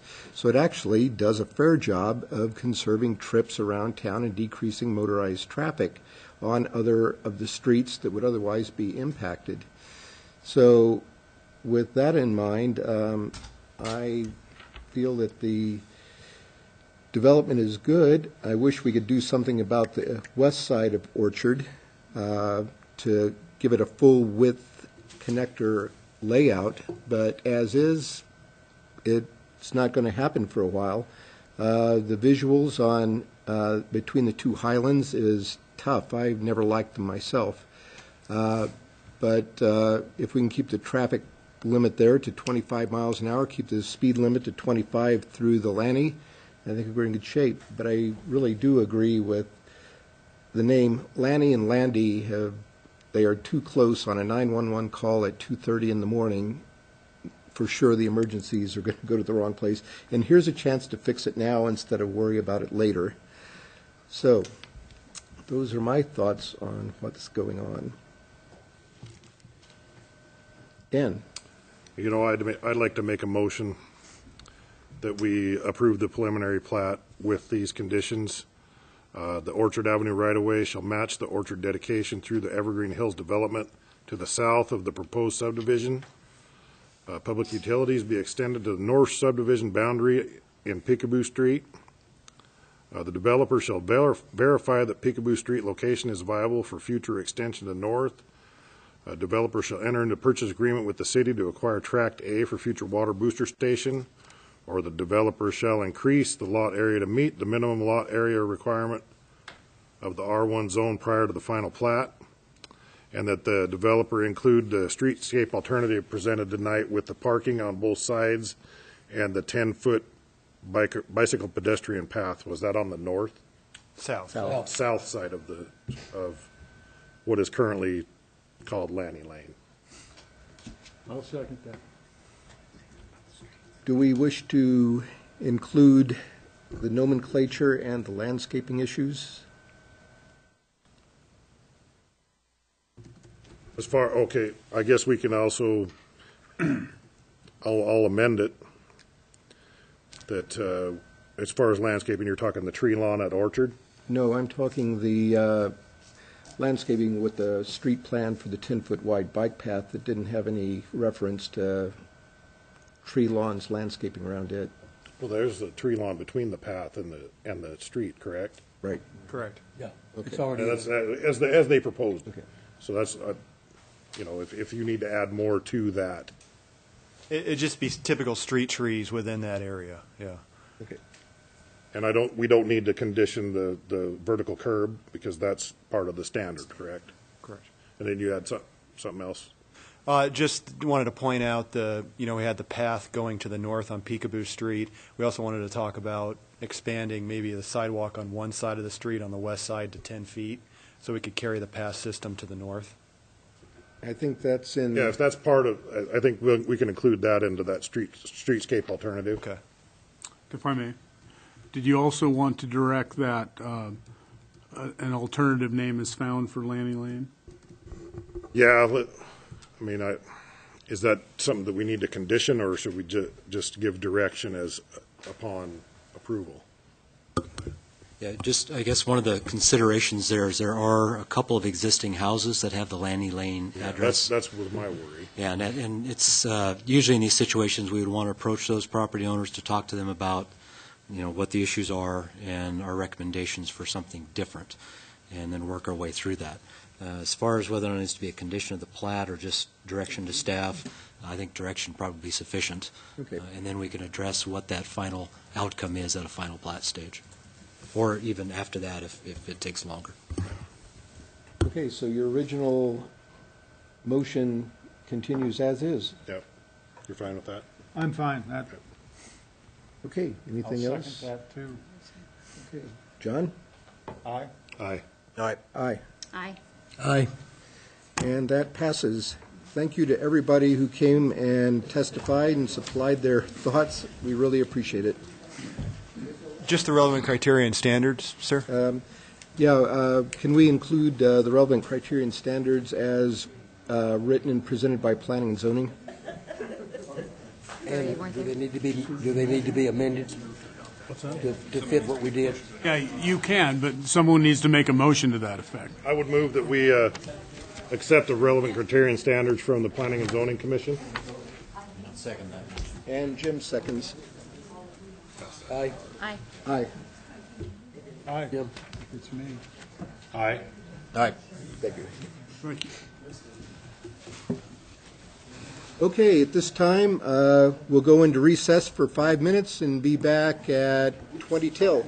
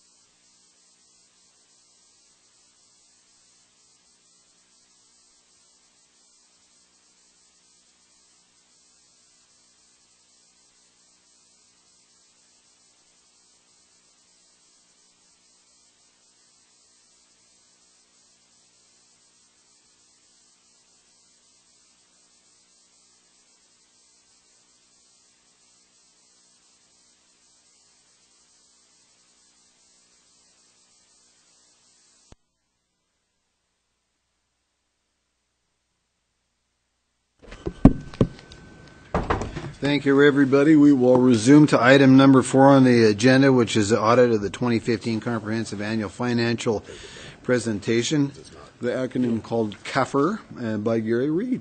Thank you, Your Honor. There you go, Gary. Appreciate it.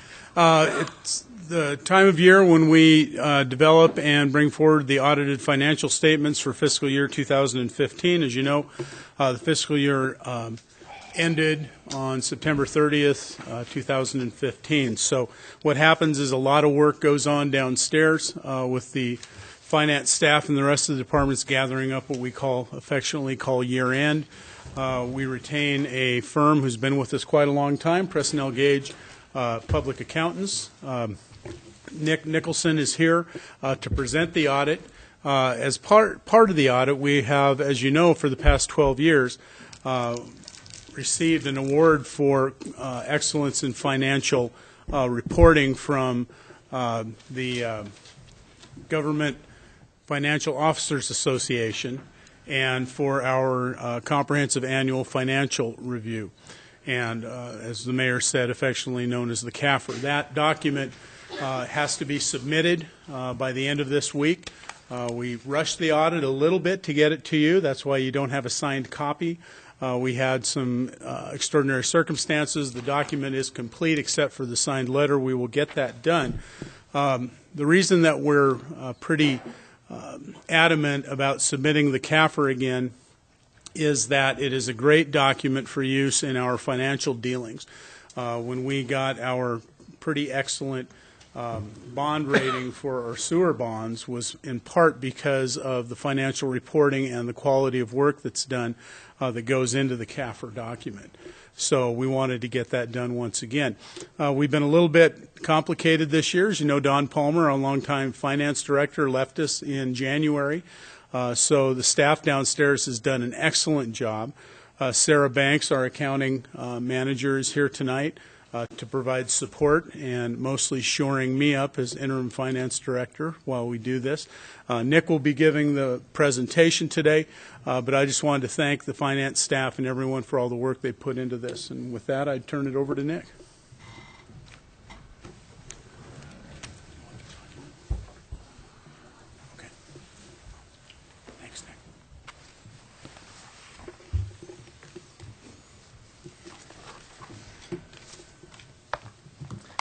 Well, thank you for having me. Like you said, my name is Nick Nicholson. I've been with Presnell Gage for 11 years now. So, and I am the manager on this audit. Unfortunately, Mitch Marks, who's the partner on the audit, he was unable to make it due to some family circumstances. But so you just get me today. So I guess we'll just kind of dive right in and just go through. My intent here is not to go through the document in just a deep detail. We'll give you some summary and some overall analysis of it so that we don't get buried here till midnight. So that is our intent. As Gary mentioned, basically the entire document is a CAFR, a Comprehensive Annual Financial Report. And basically that, as he mentioned, the GFOA, the Government Finance Office, they have a set amount of standards that they require to be in that document, which is beyond just your generally accepted financial statements. And usually that includes some statistical sections and some other extensive data that you have to include with it. So that's why the document is as long as it is in comparison to probably other governmental offices that you've seen.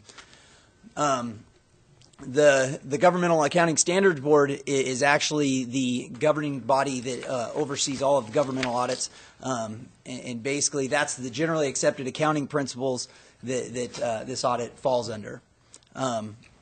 The only item that has changed from prior years to this year is something I would imagine you've heard about, but GASB Statement Number 68 was implemented this year, and that deals with public retirement systems. Is where it comes into play. Basically, the new standard, in the simplest terms, said you have a portion of the pool that PERSI has. Basically, they have the assets and the amount is going to be paid out of them. You have a share of that because you participate in it, and GASB says we want you to show that share on your financial statements. And that share is come about in a very complex manner, but in simplest terms, they have an audit, the PERSI does, comes up with a number that says this is the net unfunded liability, and here is your percent of that net unfunded liability, and we allocate that to you. So that is in basic terms as we can come up with the new statement. And so how that is implemented is you basically go back and you restate day one of the year, and then you allocate that year's activities. So at the beginning of this year, we did a restatement of beginning balance of net position. That liability change at the beginning of the year adjusted your net position by about $4.8 million. So it is not an insignificant number. So I wanted to highlight that before we moved on. So that number, what it represents is between a 90 and 95% funded rate for the state of Idaho. Basically, they have assets that are 90 to 95% of what their expected life expectancy of expenditures out of that PERSI fund is. In terms of comparison that to other states, that is a very, I guess, preferable place. For instance, about a year ago, the state of California was running around more 50%, and there were several other states in the 50 to 60% range. So a 90 to 95% is in a much better position than most states in the United States, which is good for the state of Idaho. And so that number, if we were sitting in another state, could be much larger than a $4.8 million restatement. So with that being said, as we go into it, basically in an audit, there's two parties. There's you guys, and basically governed by management, and then there's us. Your responsibility in this CAFR, or the management's responsibility, is the financial statement preparation. The notes, the numbers, all of that is your information, and really shouldn't be any different from the information you're seeing on a basis as you see every meeting. So we don't make many adjustments to it, and basically our responsibility is then to look at that information, test it, and put an opinion on it. So what is our opinion? Since that's the most important part to us, we have two opinions that we put on. One has to do with the financial reporting, and one has to do with internal controls. Our first opinion is an unmodified opinion, which is the highest level that we can give, basically saying we did not come across anything that would make us believe that these financial statements aren't prepared according to standards and are basically what they look to be.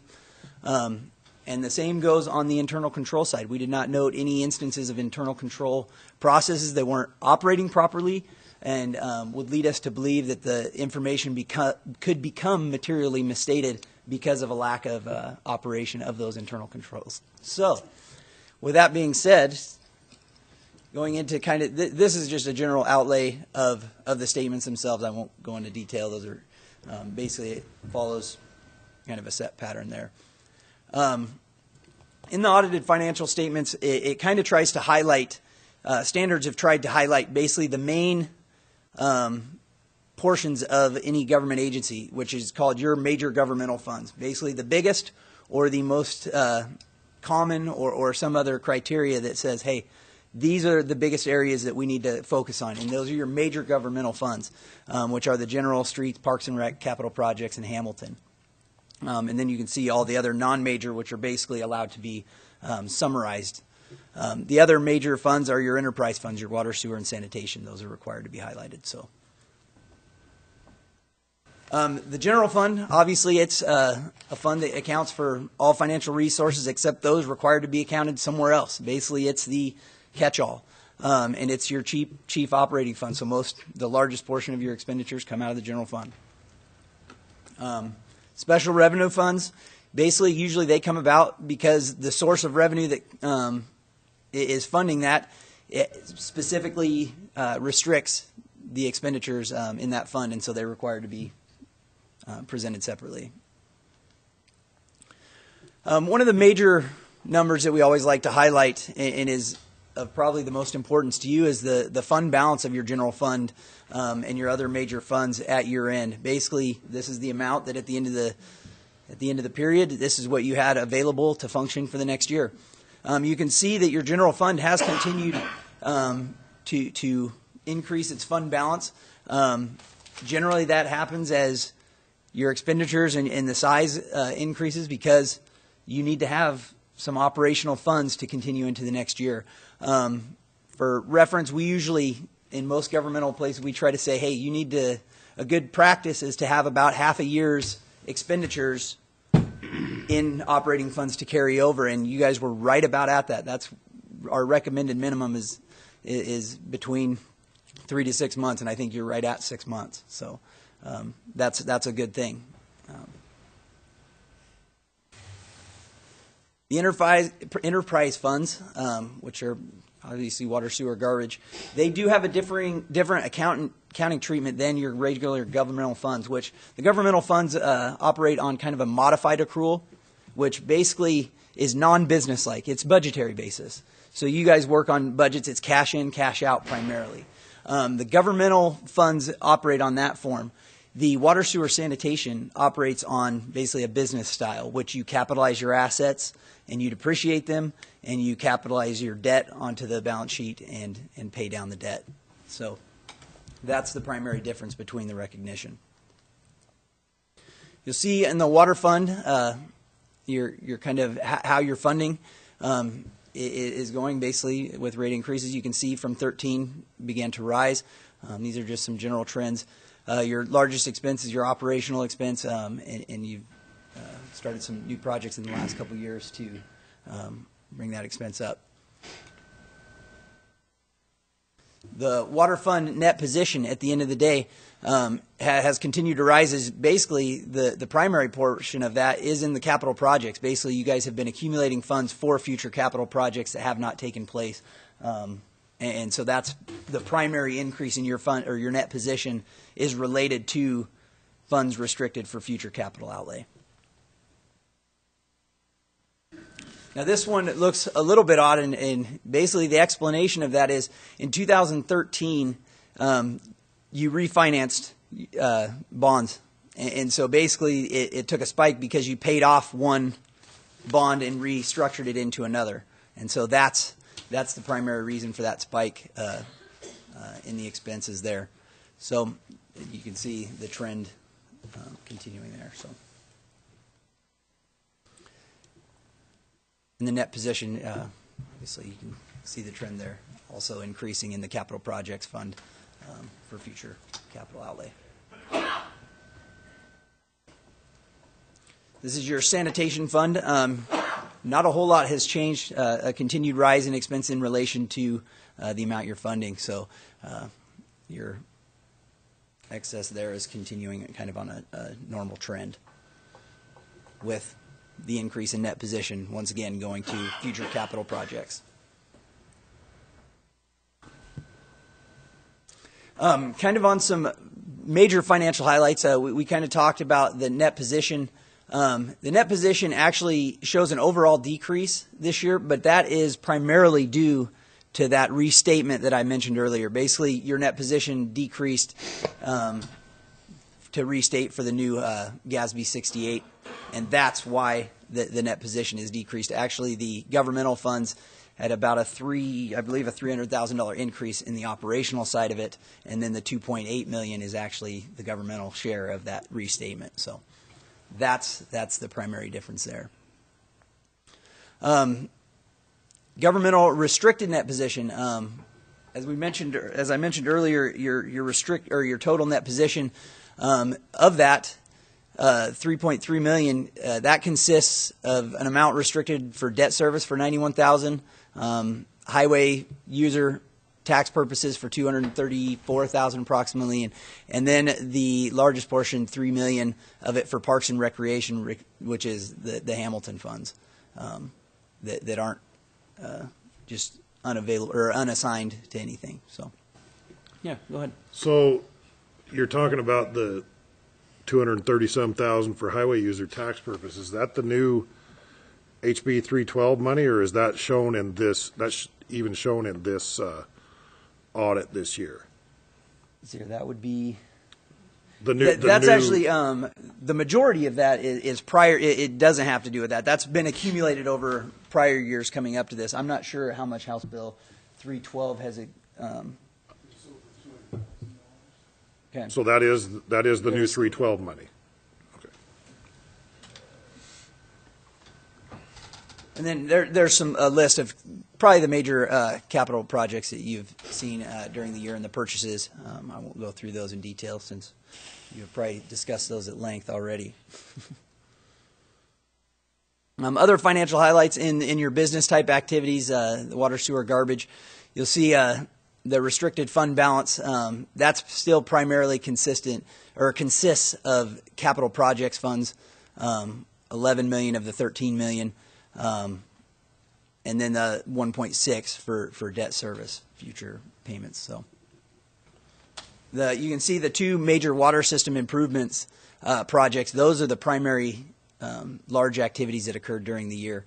And basically the total government-wide operating expenses, you can see the trend there. You actually were able to decrease your operating expenses slightly this year and come in well below budget, actually. So even with the ball field project and all those other capital projects, we still come in spending $600,000 less than prior budget year? Right. Yeah, a lot of those expenses, like the Joseph Street property or the ball fields, the large expenses haven't come through except for equipment at this point.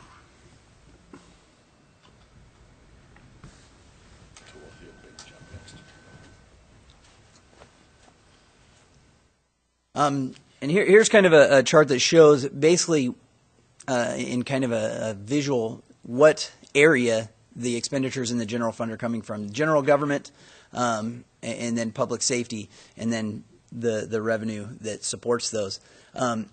In the general government, here's a list of basically all the functions that fall into general government, basically your legislative, your executive, your administrative, finance, and then any non-departmental transfers, those type of items would fall under the general government. Public safety is obviously your fire, your police, animal control, dispatch, all of those services. You can kind of see a representation here of the trend of engineering, fire control, and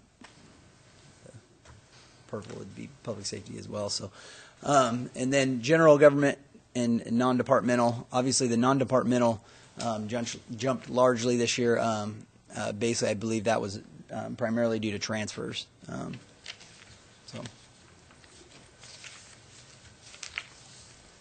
The Parks and Rec Fund, Cultures and Recreation, that is another one of your major funds, and these are the areas that fall underneath that.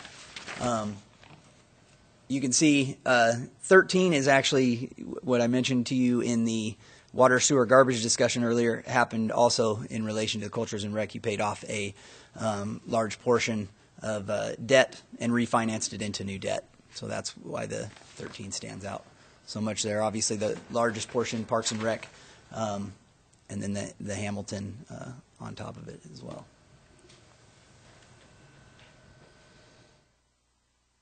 Here's the street fund revenue. This shows a good example of basically the street fund operates. It has its user fees and those type of things that help fund this, but it does run at a deficit generally and has to be supported by general fund transfers. As you can see, in order to operate that program, that's a representation of how you fund that. Any questions? Walter? Nick, somewhere in here it mentioned that we only got $204,000 in federal grants and that we didn't reach the threshold to require that we work under the Single Audit Act. How much money did that save us? How much money did that save you as far as audit fees or? Audit fees. I'm not the billing manager on it, so generally a single audit does cost probably in the realm of $5,000 to $10,000 a lot of times. Additional funds on top of an audit fee. Don't quote me on that, but or you can quote me on that, but it might not hold up. Well, that sounded like a good guess, Nick. If nothing Yeah. else. Can you let me know later, Gary? The previous years, I'm surprised that the city of Moscow didn't attain the threshold. it's very surprising. But if we didn't, we didn't, and so the auditing would be less because of it, not in terms of tens of thousands of dollars, but some money. John? No question. I would like to make a couple comments. Number one, thank you for the clean bill of health that you gave us for the umpteenth year in a row. And then thank you to Gary and Sarah for taking a rather difficult situation when we lost Don Palmer to first of the year and bringing in some help and coming up with a situation that I think will be very beneficial to all of us. So thank all of you. Appreciate it. Thank you, I'd like Nick. to thank you for the clean bill of health. That's not Well, our. well, here's the deal. You're the auditor. You report it as it is, good, Exactly. bad, or ugly. That's how it works, and that's what we appreciate. So, Especially when it's good. yep. So thank you, Nick. Okay. Okay, we'll move on to the next item, which is Your the Honor, if I may, I'm sorry. I failed to put an action item on the report. It is incumbent upon the council to accept the audit. Okay. I would move accepting the audit. Second it. Okay, I'll give Dan the motion and Art the second to accept this report. I'll start the roll with John. Aye. Aye. All right. Aye. Aye. And aye. Consider it accepted. Gary? Thank you, Nick. Okay, now we'll move on to Moscow Urban Renewal Agency 2015 report. Bill Belknap, sir, you have the podium.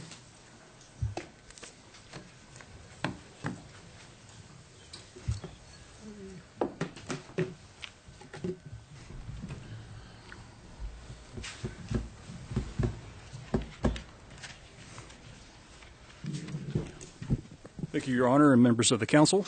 It's my pleasure to present the Moscow Urban Renewal Agency's annual report for activities within the 2015 fiscal and calendar years. So just to provide a little bit of background, per Idaho Code, Sections 50, 2006C, urban renewal agencies are required to provide an annual report by March 31st of each year to the jurisdiction's governing body. In this case, the Moscow City Council is a governing body for the Moscow Urban Renewal Agency, but if it was an agency that existed within a county, they would be the Board of County Commissioners of that county that would be the governing body. This annual report that you're receiving this evening is for the 2015 calendar year, and it includes statistics and financial information for the 15 fiscal year. The annual report includes a profile of the agency, a description and identification of the board of directors and their operations with the agency. It also includes some significant achievements for the 2015 calendar year and then describes the different districts that the agency operates within the city of Moscow that include both the Alturas district that was closed in the 2015 calendar year, as well as the remaining single open district of the agency, which is the Legacy Crossing district. We also include an inventory of agency-owned properties and assets of the agency, and then we close with the financial statements that cover the 15 fiscal year. So to provide a little bit of background on the profile, the agency was organized and created by the Moscow City Council in 1995. The agency acts as its own arm of the Idaho state government. It's entirely separate and distinct from the city of Moscow. The purpose of the agency is to undertake urban renewal projects in areas designated by the city of Moscow to be deteriorating and to undertake rehabilitation, conservation, redevelopment, or a combination thereof in the interest of the public health, safety, morals, or welfare of the residents of the city of Moscow. And so that is the charge of the agency.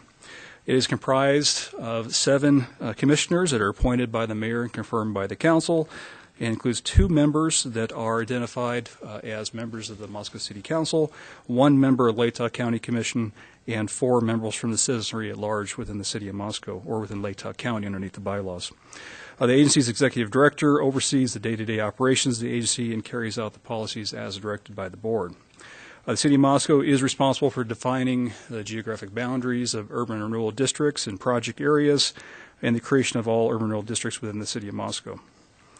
The agency's activities within these districts are directed by specific urban renewal plans that are adopted by the Moscow City Council and reviewed by the city's Planning and Zoning Commission as well. And the agency provides funding for these efforts through the use of tax increment financing. tax increment financing.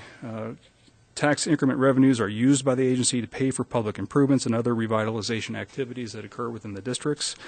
And this is a graphic that illustrates the creation of the district and the creation of what is the base valuation within that within the district. Over time, as that value increases, taxes that are generated off this increased valuation goes to the agency to make investments to promote and spur economic development and private investment within the districts. And at the close of the districts, which is currently limited to 20 years, that full assessed evaluation goes back on the tax rolls for the benefit of the taxing districts and the community at large. This helps diversify and strengthen the economic base of both the city and Latah County as a whole for all the taxing districts that operate and levy within the community. And looking at our significant agency achievements in 2015, the first of which was the closure of Alturas Technology Park Urban Rural District.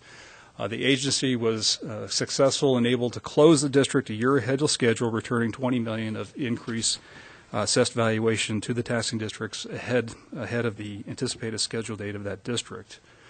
The second was advancing the 6 and Jackson property that the agency acquired several years ago. The agency conducted a request for proposals process, and Sangria Downtown LLC was selected to build a new development on that site as soon as environmental remediations are complete. That project will include additional commercial space and residential units, estimated to be about $6 million project on that site. The third item was the continued environmental remediation of the 6 and Jackson site. That property was heavily impacted from prior ag chemical storage and distribution uses on the property. And so as a result, there are a number of contaminants that relate to ag fertilizers, primarily nitrates and ammonia on the property. And we've been working through the process of environmental remediation for the last 3 years. We completed the bulk of the remediation work this last year with the removal of 1,000 yards of contaminated soils. And we're now in conducting groundwater treatment on the site, moving forward to getting our certificate of completion and paving the way for the property to be redeveloped and put back into productive use. As I mentioned, there are 2 districts in the agency that in 2015, the Alturas district was closed in the 2015 calendar year, and Alturas is our one remaining operating district. As you look at the Alturas Technology Park district, that was the agency's first district created by the city. It is now home to many of Moscow's premier high-tech companies, including Comtech EF, Data Corporation, Alturas Analytics, Anatech Labs, and Biotracking LLC. It was established in 1996 with a base assessment of $6.4 million. Improvements in private developments have increased the property values to increased it by more than $22 million over that time period. And you can see the chart here shown at the establishment of the district with $6.4 million in valuation. That's the base valuation, and the $22 million of increased value that has occurred since that district was formed. Dan's got a question. Bill? Yes, sir. In that same 20 years, how does that compare to other valuations within the city? That would be over double the pace of valuation growth in other areas of the city. Okay, thanks. The agency was pleased to be able to close that revenue allocation a year ahead of time, as well as being able to disperse back some excess increment revenues, a little over $800,000 that the agency had collected within that district, back to the taxing district, so it will be occurring in the next week or so. Legacy Crossing is a fairly new district. That was created in June of 2008 and is the agency's second urban rural district within the city of Moscow. The Legacy Crossing district covers approximately 163 acres, including a number of underutilized prior ag industrial properties located between the University of Idaho and the downtown core. A number of projects are underway or in the planning stages, including the Gritman Medical's office building development, the Sangria Downtown LLC project, the Fields Holding project, and several others are currently on the planning stages. While this district was created really at the peak of the recession in 2008, we have not seen that same kind of growth during that time period, but we do see a little over $40 million in projects that are either under construction or in the planning stages at this point in time. So we do expect to see this trend within Legacy change fairly dramatically in the coming years. The agency owns 6 remaining lots in Alturas Technology Park, and we own the 6 and Jackson property that's planned to be transferred and conveyed to the Sangria Downtown LLC group. So that is the inventory of the agency's real estate properties that we currently hold. As we look at trends in revenues and expenditures, property tax revenues are shown here in blue, and you can see that they have generally grown. In the 2015 fiscal year, they totaled $586,000 in increment revenue. In 2015, Legacy had about $179,000 revenue, and the remainder was in the Alturas district. As we look at expenses, they have remained fairly flat, around $211,000 for the 2015 fiscal year, and this is just investment income that has peaked in 2015 at a little over $9,000 in income. As we look at our expenditure trends, both for debt service, as we have paid off the debts both within Alturas and Legacy, those have varied a little over time. The operating expenses have remained fairly flat over that time period, totaling $129,000 in the 15 fiscal year, and our capital outlay has been fairly modest since the construction of Alturas, so we have not had large capital expenditures over the last several years. Looking at our agency assets, liabilities, and net position, total assets are shown here on the blue line, ending in the 15 fiscal year at a little over $2.8 million in total agency assets. The net position is just below that, and taking consideration of the debt and liabilities for the agency, sitting at about $2.3 million in net position and about $515,000 in remaining total liabilities. The bulk of that are the bonds on the debt on the 6th and Jackson property that we expect to retire with the sale of that property in the near future. As we look at our asset distribution, we have roughly $600,000 that are net capital assets, $1.7 million in unrestricted fund assets, and $44,000 in debt service restricted assets that we have for the debt service for the 6th and Jackson property bonds. A large piece of this unrestricted, about $850,000, will be rebated back to the taxing districts here in the near future, so that will reduce that number by a fair amount. So we're pleased to offer the report this evening. We've got a full copy in your packet. We did present this at the agency's meeting here a couple weeks ago. There was an opportunity for public comment, and we did receive written comments that are included in the report from Victoria, who was kind enough to provide the agency with comments. And I'd be happy to try to answer any questions that the council may have. Bill, I got a question on the 6 lots that we have left out at Alturas. How are we getting along with selling those? Because I know they've been up for sale for a while. So the agency still maintains a listing and sale agreement with Palouse Commercial Real Estate, and we are working with them to develop a new marketing proposal to advance the sale of those lots. At the same time, the Community Development Department has been reviewing the RTO zoning district, the allowable uses, and have been consulting with the existing business and property owners within Alturas Park to look at ways that we could create a little more flexibility in the range of allowable commercial uses out there to promote the development of Alturas. We're also looking forward to partnering with the upcoming PEP organization, the Partnership for Economic Prosperity, to look at economic development strategies we might be able to implement to try to move those lots. So the agency certainly is interested, and the lots are currently available, and we would encourage anybody who has an interest to contact us. Other questions for Bill? Jim? What can you tell me about the Lake Dumas property at the corner of Almond and A Street? That property is undergoing environmental remediation as well. There was a little bit of deodorant on one portion of the site that they will be working on remediating. They were doing the demolition last fall and doing the foundation removals when the weather came in, so they got weathered out. So we have had some water accumulation as they have sat over the course of the winter. They anticipate coming back as soon as things dry out a little bit this spring. They'll be removing that water, removing the remaining foundations, and doing structural fill placement to recondition the site. So we would expect to see improved conditions this summer as soon as weather conditions allow. Good question, Jim. Well, thank you, Bill, for the report. Okay, well, we're going to move on. Do we need to make a motion to accept that? You can accept receipt of it. Yeah, okay. So we need a motion from somebody. I would move acceptance and receipt of the annual report from the URA. Second. Okay, we got a motion by Art and a second by Catherine to accept the URA report, the 2015 annual report presented by Bill Knapp. I'll start the roll. John? Aye. Aye. Aye. Aye. Aye. Aye. Okay, we'll move on. Number 6, Pavement Preservation Project 2016, bid and results. Tyler, we got Scott with you as well, Tyler? No Scott today. So you're going to be doing this yourself? We're going to talk about slurry seal, and that is not something to drink, and asphalt rubber chip seal. At least we wouldn't recommend drinking it, Mr. Mayor.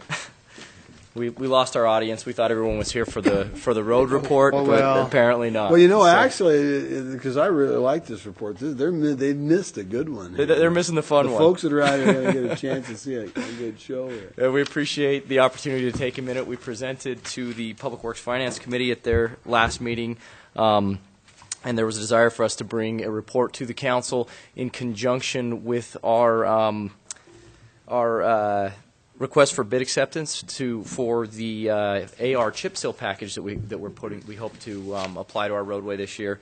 We want to give it just a brief presentation on our road conditions. So if you'll humor me, I'll run through this really quickly and get through this. Obviously, our infrastructure is very important. Our roadway infrastructure is something that it's the lifeblood of the community in many ways. It allows people to get to where they're going. They get to travel to work. We can do business. We can go visit people. It accommodates social interaction, and it's the entire network. It's not just the road that the cars drive on, but it's also the bike lanes. It's also the pedestrian facilities, and so we really make every effort we can to try and maintain that roadway system. As many on the council are aware, we have made big efforts to keep our good roads good. It's something that we really have to do if we hope to have an acceptable level of service for our roads. This chart just basically shows what it costs in each category for treatment. And so for every dollar that we can spend keeping a good road good, it costs about $7 on the back end to fix a failed road, to go in and completely reconstruct a road. And we have a huge investment in this infrastructure. And so our philosophy is that we really want to try and do surface treatments and treat our roads, maintain our roads. I know that we've used the analogy before as we've presented this of the oil change in a car. It's the equivalent of changing the oil. You don't buy a car and drive it until the engine blows up and then buy a new engine or buy a new car. We want to do the oil changes, maintain the car that we have. And it's the same thing with any maintenance procedure, anything that it makes sense, anything you do at home. You don't not re-roof your house until it's dripping into your kitchen and then tear it all down and put a new roof on. You put new shingles on when they need to happen. And it's the same thing with the roadway system in much the same way, because water really is the enemy to our roads. So keeping them sealed up and keeping water out of our base section is really important. This is called the Kendall curve. It shows that if we just put pavement down and we let it go, this is the curve of degradation in the pavement. And down here it kind of shows what you start to see on the surface. The cracking, which then turns into potholes, which then turns into Almond Street. And so what we want to do is we want to treat the roads and keep them sealed up so that we can prolong this. And we really have to, because I know all you are very aware, funding our road maintenance is a terribly difficult thing. It's not something that's like our enterprise funds where we can charge a fee for what we do. Often the general fund is having to supplement as much as it can to try and help us eke out what we can. And so our commitment is that every dollar that we can get, we know that Gary and Finance and Les and everybody's worked really hard along with the council in the budget formulation process to get us every one of those dollars. And so we want to spend it effectively. And that's really the goal of our program. These are the actual historic asphalt costs for the city of Moscow, and you can see what's gone on historically. There was a time when surface treatments really didn't gain a lot of traction because asphalt was so cheap that really just milling it off and putting it back wasn't a terrible alternative. Oh, the good old days. And then when this spiked like this, as you can see, that's when that just became no longer feasible. We have to, once it's down, we've got to maintain it and keep it in good condition. Another thing that happened that I'll just touch on really briefly, a lot of times we get the question that, now that gas prices are cheaper. Is there going to be a quiz on this? There's going to be, yeah. Yeah, you have to recreate this. We're going to bring out a whiteboard. First thing I thought, when I first saw this thing, I thought, what is this, some kind of a distillery for liquor? That's exactly right. This is an oil refinery. So there are funner versions of distilleries, and this is not the most fun one. But with the oil refinery, what happened was when gas prices spiked, and I only bring this up because we do get the question, now that gas prices have gone down, does that mean that we're going to see significantly lower asphalt prices? And the answer is it won't follow exactly what the gas prices do, and this is why. There's this piece of equipment that was installed. It's called a delayed coker. And really about $3 a gallon was the threshold for the oil companies to make that a worthwhile investment. And so when we had the big spike in prices over several years, most of the refineries have installed this coker. And so what used to come off vacuum distillation was asphalt oil. And so we got everything that came off the bottom of this vacuum distillation. It was a waste product. Now that the coker is there, they have the option to either send it down and we get the asphalt oil, or they can send it back through the coker and they can come up with fuel oil again. And so really the asphalt industry then has to compete with the fuel oil industry now for any emulsion that we get. And so it's really affected the price that we'll pay moving forward for this. One very helpful thing, as was discussed during the audit, the Idaho Senate did approve the gas tax increase. And so we saw an increase of a little over $200,000 that goes into the street fund. I'm going to move into our proposed projects for 2016 for the surface projects. We put out, many of you may recall who were on the council last year, there was a project that was put out for an asphalt rubber chip seal. It's a process that we've been investigating for the last 3 years now. Our Public Works Director, Les McDonald, Kevin Lilly, our city engineer, and myself have gone out to do site visits, along with Scott Bontrager, our assistant city engineer. And we're very encouraged by this. We have a toolbox that we can use, and we've had quite a few tools that we can use on the better end of where roads are at. And so when roads are in better condition, we have options for treatments that we could use. But we had a pretty big gap from what we'd call of roads that we had to put in a category that we called pending rebuild. So they weren't awful yet. They weren't falling off the face of the map, but there just really wasn't much we could do with them. And so the AR chip seal was something that we were very encouraged by. It was a process that was developed that I'll go into here a little bit and talk about. It developed in the Southwest, and it's starting to move inland, and we had some good examples of where it has been used in freeze-thaw climates, which had been kind of the obstacle because no one really wanted to be the guinea pig in a freeze-thaw climate.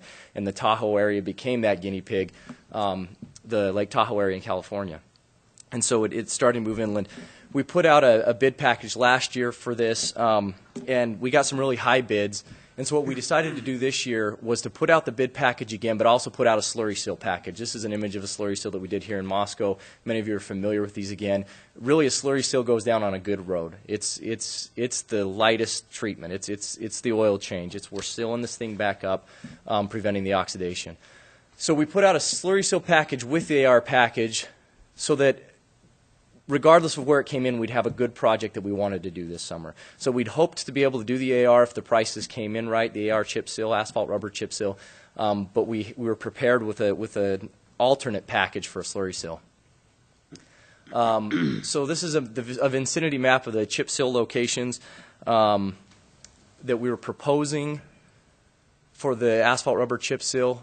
D Street, this goes from the highway all the way to Hayes, and potentially we might move a little beyond Hayes, and then within this it shows Lincoln Street as well, this stretch of Lincoln going from B up to E Street. And this is an image of the condition. And this is where the AR chip is really an attractive treatment. When we had roads in this condition previously where we've got a lot of patching, as you can see here, and we've got alligator cracking that started, that was something where we really just had to say, well, we're going to try and do as much crack filling as we can and hope that we can nurse this thing along. But this roadway doesn't have a lot of life left in it. It would be a pending rebuild. And as you all know, D Street's a really critical facility. We talked about the lack of east-west connectors through our city, and this is a very heavily used facility. And so it's something that would be a massively expensive rebuild, very disruptive, but if we can preserve it at this point, we're really excited to be able to do that. And we think that this is a really good candidate for this treatment. The other stretch is a stretch of F Street. This goes from Orchard down to Mountain View. And similar conditions, as you can see. We've got gated areas, we've got transverse cracking, we've got patches from various construction and repair projects. And then a stretch of 6th Street. Same kind of deal. You guys are getting the feel for this by now, I'm sure. So this is a rubberized chip operation. These are images in a video that we actually took ourselves. The city of West Richland in the Tri-Cities area did a large asphalt rubber chip project last year that we were able to go out and watch the procedure. So this is an emulsion truck, and really one of the big differences that we get out of this asphalt rubber is it really forms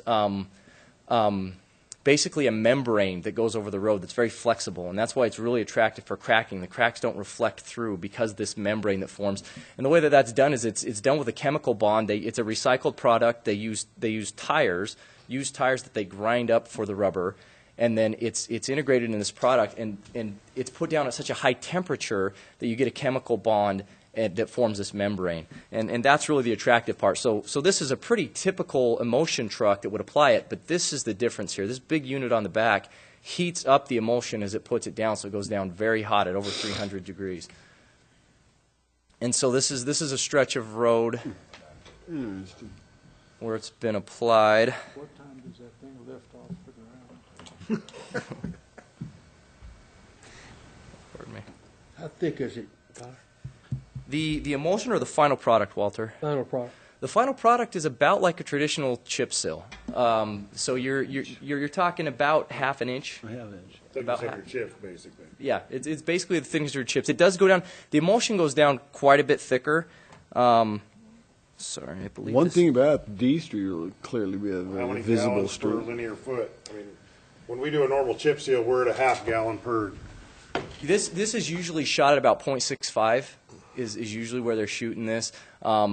It's really deeply embedded, and the interesting thing, we'll set up some field trips for anybody who's interested when this is in town. We have a lot of people through our street maintenance co-op that want to come see it from the region because this is a first project in the area, in our area.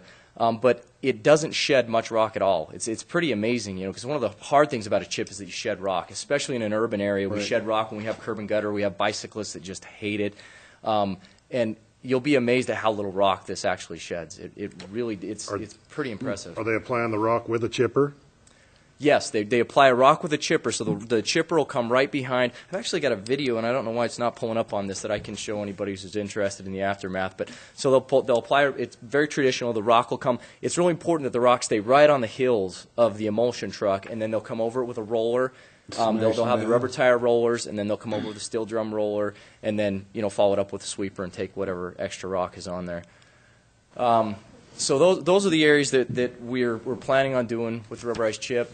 I won't dive a ton into the rebuilds because that's really not the purpose of our presentation today, but I think you're all aware that we'll be coming with a proposal once we get bids back for some 3rd Street reconstruction that is badly needed. I mean, this is our 3rd Street. It's right out in front of East City Park, a very visible spot of town, a highly used road, and this one's done. So this is something that isn't eligible. You can see that this is just beyond useful life. There's just not a lot that we can do with that street.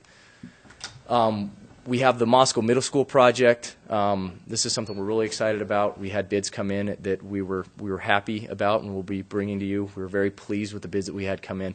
But this does provide a good basis of comparison, because one of the questions that we get about the AR chip a lot is, well, it is more costly. I mean, if you look at it, our slurry seal bid came in, at I think it was somewhere around $1.65 a square yard, whereas the asphalt rubber chip came in at $8.60 a square yard. So the question becomes, okay, why the one and not the other? And also, aren't you getting close to an overlay cost? Why don't we just do an overlay at that cost? And there are a couple reasons that I think are important to bring up, since it is something that we hear a lot. So just taking the excellent bids that we got on this D Street project. If you take the bids that we got on this D Street project, we're looking at about $12 a square yard versus $8.60 a square yard for an overlay. And what that doesn't include is the ramps that you have to do. Because when they've set the guidelines through the ADA regulations for what's considered a surface treatment and what's considered a structural, any structural work triggers the need to replace all the ramps within the project area. And so, you can imagine something like D Street that has several ramps going up that road. We can add easily $60,000, $70,000 worth of work just in ramps that can happen. And so it is more cost effective in that regard when there are roads that it can be used for. And then the other thing we have to consider is an unmitigated crack with an overlay will typically reflect through an overlay at about an inch a year. And so if you have any significant gatoring, the rubberized chip is a better option for what we're trying to do. Now, there are definitely places like this, like D Street, where we will use overlays. It is a tool in the toolbox, and there are places where it's the appropriate treatment. But we're excited to have a treatment that is less expensive and that we can use on roads that we wouldn't use a traditional overlay on. I just put this on here just to highlight, we've really tried to be creative. We've put down the millings that have been really popular through town. We had a lot of dirt roads that people don't realize are dirt roads, that we've just done reconstituted millings on these things. When we do have the chips still in town, we're going to do an experimental patch over some of this reconstituted milling area and see how well that holds up. We've done a traditional chip over an area with a slurry over the top of that, caped it, and it's actually held up pretty well. I mean, they're not paved streets, but they're backdoor paved streets, I guess. We use what's called an OCI, which is Overall Condition Index, to rate our streets. And we'll be putting in the budget for this year a renewal and update of this condition rating. And so what this does is it goes through and on a 1 to 100 scale, it rates the roads, and it says, okay, how are these roads rated? And you can think of it like an A, B, C, D, F. I mean, that's basically how it lines up. And what we can do with this program, we have a program called Cartograph, and we plug in the numbers and we say, okay, what are our scenarios? And so if as a community we decide that we want all our roads to be in an 80 OCI, we say, we want to have an average of B-level roads throughout the community. It'll shoot out numbers for us. So as you can see right here, that's what this slide does. Is it goes with the presumption that we want to have an 80 OCI. So we start with that 80 OCI. Without doing anything, the unimproved network drops down to a 75, but it would take about a $2.5 million investment, or excuse me, $2.3 million investment that year to get back up to an 80. And then you can see that it's a $1.2 million investment after that, $800,000 after that. And so it shows you what we need to have if we set those thresholds. And the thing that I think is more important to look at is this number right here. What this chart shows is what happens when we're not able to properly invest in the upkeep of our street infrastructure. So if we start, this assumes $400,000 annually. That's what this assumes, is that in our surface treatment program, we have $400,000 annually to spend. We start with an 80, we go down to a 75, we put our $400,000 in, we jump back up a little bit. But the next year, the important thing to see is that even though we jumped up to a 76 with our treatments that year, by the next year, we've dropped down to a 74. So about every year, we lose 2 points on our overall condition index. And so what that means is every year that we'd only funded at $400,000, we're going to go from a 78 to a 76 to a 74, and over time, it's going to get to the point where we have a failed roadway system. And it's just, it's inevitable math that that's going to happen that way. So, if I may? Go ahead. So, Tyler, to exaggerate it, you're saying that if we don't put enough money into these roads, we're looking forward in a generation or two, a gravel street Moscow. Yeah, it could get to the point where our option is to rent a grinding machine and grind up the little bits of asphalt we've got left and go gravel. And that is the story across America. Yeah, this is not Moscow, unique. This Idaho. is not unique to Moscow. Certainly not. This is a concern that as you talk to any municipality throughout the country, this is something that everybody is grappling with, is how to deal with this. And this chart just kind of shows that. I mean, I think all of you that have been through budget processes recently have seen how hard our city administration and our elected officials have tried to fund our roadway system. Putting increasingly more money in the past several years into the program.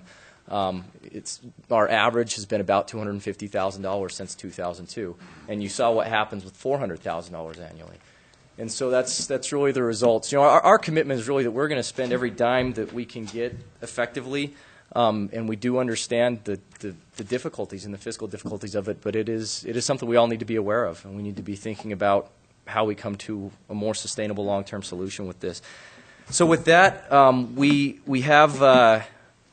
did receive responsive bidders for both slurry seal and asphalt rubber. We were encouraged at the number of bidders that we had, especially for the slurry seal. When we put out the first one 5 years ago, there were only 2 bidders, and we were the only first ones in the area to do that. What we're proposing is to accept the AR chip seal bid. We had an engineer's estimate of $8.50 a square yard. It came in at $8.60 a square yard.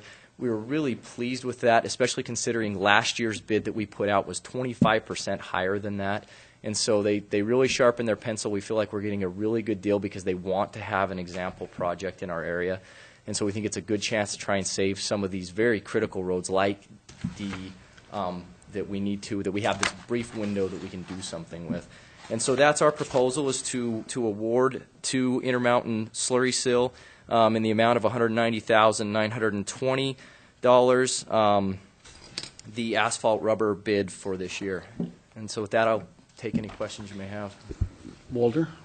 Tyler, the graph that you have up right now, those are budgeted amounts. Yes, sir. In 2015 or 16, you spent hardly anything of the budget. In the 16 budget. I can't read the dates that well, and I don't remember exactly which year it was, but the audited report we just looked at showed a real drop in actual street maintenance. And this chart actually reflects that, Walter. What I've done is I've taken only the new monies are showed in each year on this chart. So the same thing happened in 2006. I actually corrected this chart from the last time you saw it, because what we had was it was an accumulated funding in 2006, and so there wasn't an expenditure the previous year because they were accumulating for the 6th Street project in the subsequent year. And so what is shown on this chart is the new monies. But not actuals. Expenditures or? Actual expenditures. Not actual expenditures. This is the budgeted new monies in the pavement management fund for each year. Jim? Yeah, Jim. Tyler, can you go back to the chart you had where that one right there? Okay. So in year one, assuming we're putting 400 in at this per year and then the deterioration, what if you started in year one and put $5 million in? Well, what had happened, Jim, if we put $5 million in, we could raise the OCI significantly. But the funding level, what we would then plug in, it would kick out a number that would be that equilibrium funding level that we still have to be putting in to maintain that level, if that makes sense. And so we could jump up to 90 OCI, but then if we're still only putting in $400,000 a year, over time, that amount will come down. Because if you think it in really basic terms, we should be doing a treatment to each road about every 7 years. Every road should see us doing something about every 7 years. So regardless of the condition that we start with, if we're not doing that, over time it's going to continue to degrade. So there's a balance point where we can say, okay, we can get up to this X number, whatever the goal is, with X amount of dollars, and then there's this equilibrium funding where we say, okay, once there, we need to be funding this at, the estimates right now that we've got show about $800,000 to $900,000 in surface treatments annually would be a good number to maintain a system at a level. Yeah, what I'm trying to get at is how much do we have to put in up front so that the $400,000 will maintain it? Tyler, can you go back to your because your it'll curves? shrink down every year. You'll have to go. And maybe I can help you with that one just a little bit. Tyler's right in what he's saying about you jump up, but you continue to deteriorate.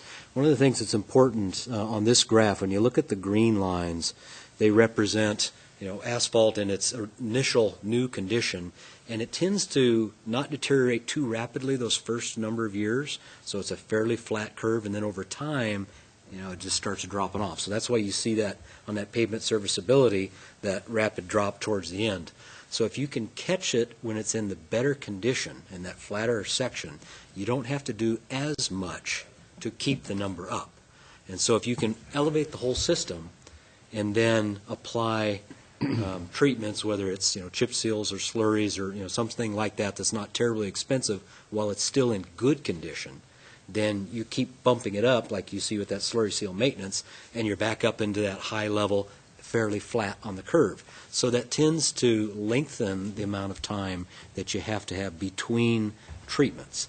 Once you get down on that curve, you jump up, but you're still you're still declining. Right. And What so, I'm trying yeah. to come up with is the What is the equilibrium number? Yeah. Let's say if you started at 100, if you could get all the streets were all brand new, What would it take how to much stay there? does it take to maintain them at 100? Yeah, and I don't know that we've run that Yeah, level that- of that's- number yet. Lower it down to 80 and find out what the And equilibrium is on that. we can certainly run that scenario. I think the point is, and this is exactly what Les was illustrating right there, is this is how much it and you know our proposed project really illustrates that right now. We have an option for new pavement, which is a slurry seal, at $1.56 a square yard, but we're needing to chase some of these more deteriorated pavements at $8.60 a square yard. If it was something we needed to do an overlay on, now we're talking $15 to $17 a square yard with the ramps. And then if you've got to rebuild it, you're easily $50+ a square yard. And so the costs are significantly higher on the there's bottom one end. thing. There's one thing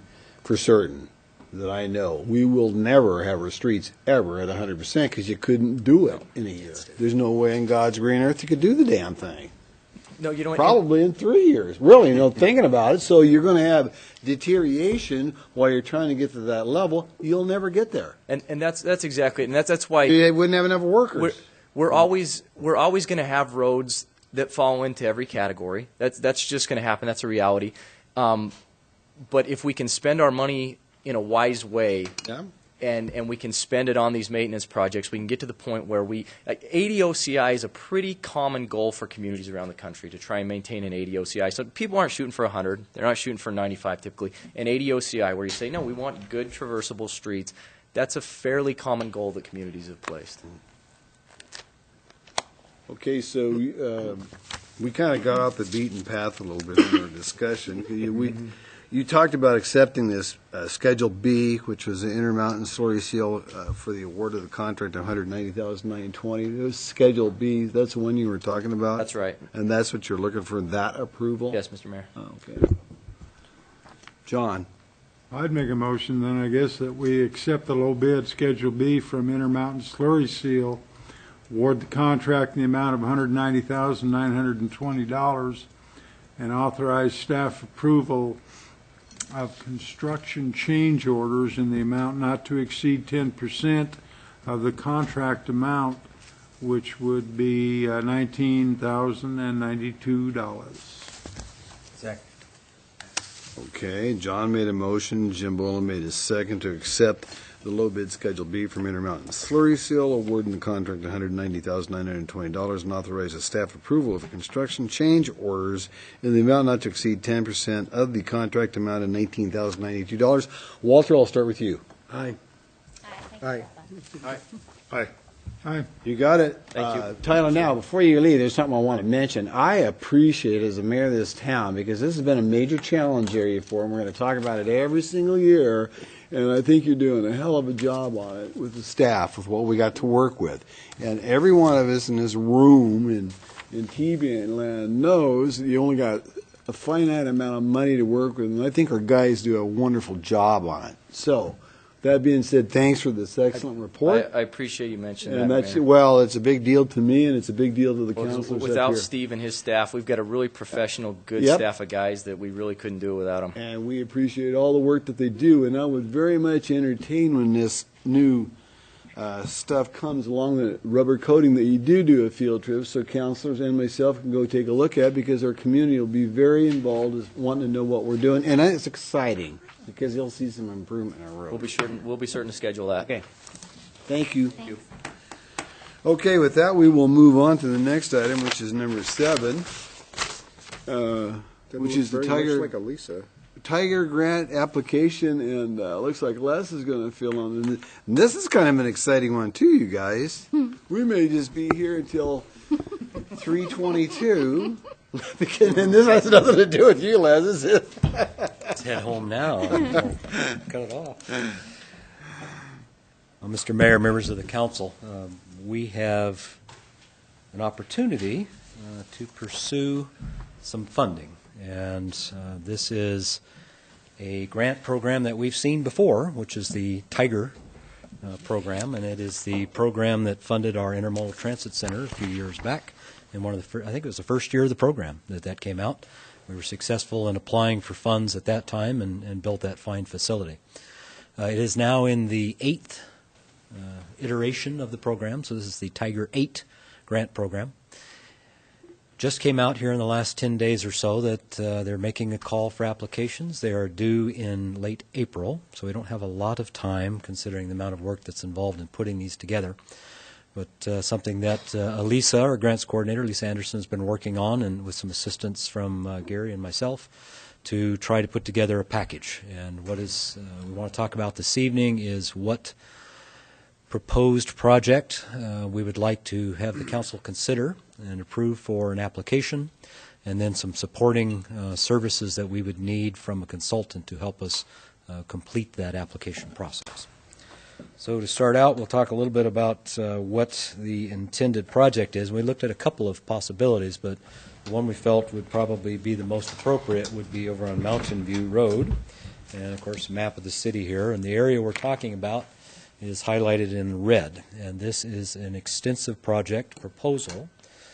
It would start on Mountain View at the intersection with State Highway 8 at the south end, run the entire length of the north-south section of Mountain View to the first 90-degree corner, then go east out into the county in the Highway District territory, back into the city, and terminating essentially at the east end of the Mountain View Park frontage along Mountain View Road. That, incidentally, is also the point where there is a roundabout being considered in conjunction with the future Logos school site. Also in the project, and I'll go into some details here as we go along about what all is involved, but some improvements in the area of 6th Street and 3rd Street just to the west of the intersection. Now, when it comes to Tiger 2 or Tiger 8 programs, they require a cost-benefit assessment, CBA I will call it. And that assessment is pretty detailed and has a lot of different components involved within it. There are things that they look at in that process, and I'll detail those a little bit later, but some of them include things like underserved population or lower economic, lower income populations. But we happen to have some of that from our last census, generally shown as represented here, just along the western edge of Mountain View in that eastern part of the city. This is not an exact replication of the boundary, but generally in this area we have some underserved population, lower income populations that would see a benefit from this type of project, and so they would be one of the considerations in an application. Some of the other things that come into play are the types of facilities and uses that are in the area. When we look at things like schools, of course we have the Moscow Middle School here in blue, McDonald Elementary. The Logos site I mentioned is proposed out here, east of Mountain View Park. We do have sporting facilities and park facilities such as Mountain View, the Aquatic Center in the Herc, the Moscow Middle School, play fields, Euler Field, and of course the Joseph Street community ball fields. All of those have some component in these types of assessments because you're looking at accessibility. Can the community and the public get to these types of facilities, whether it's to schools, to a business area, to park facilities, and to other amenities of the community? From the economic perspective, of course, we have the East Side Marketplace area here in purple. There's other businesses in this quadrant, including the urban renewal areas south of the highway and some areas that are closer to Mountain View itself. Job creation, job retention are also part of the things that are considered in the cost-benefit assessment. So this corridor has a lot of sites along it and characteristics along the corridor that lend itself to this type of application.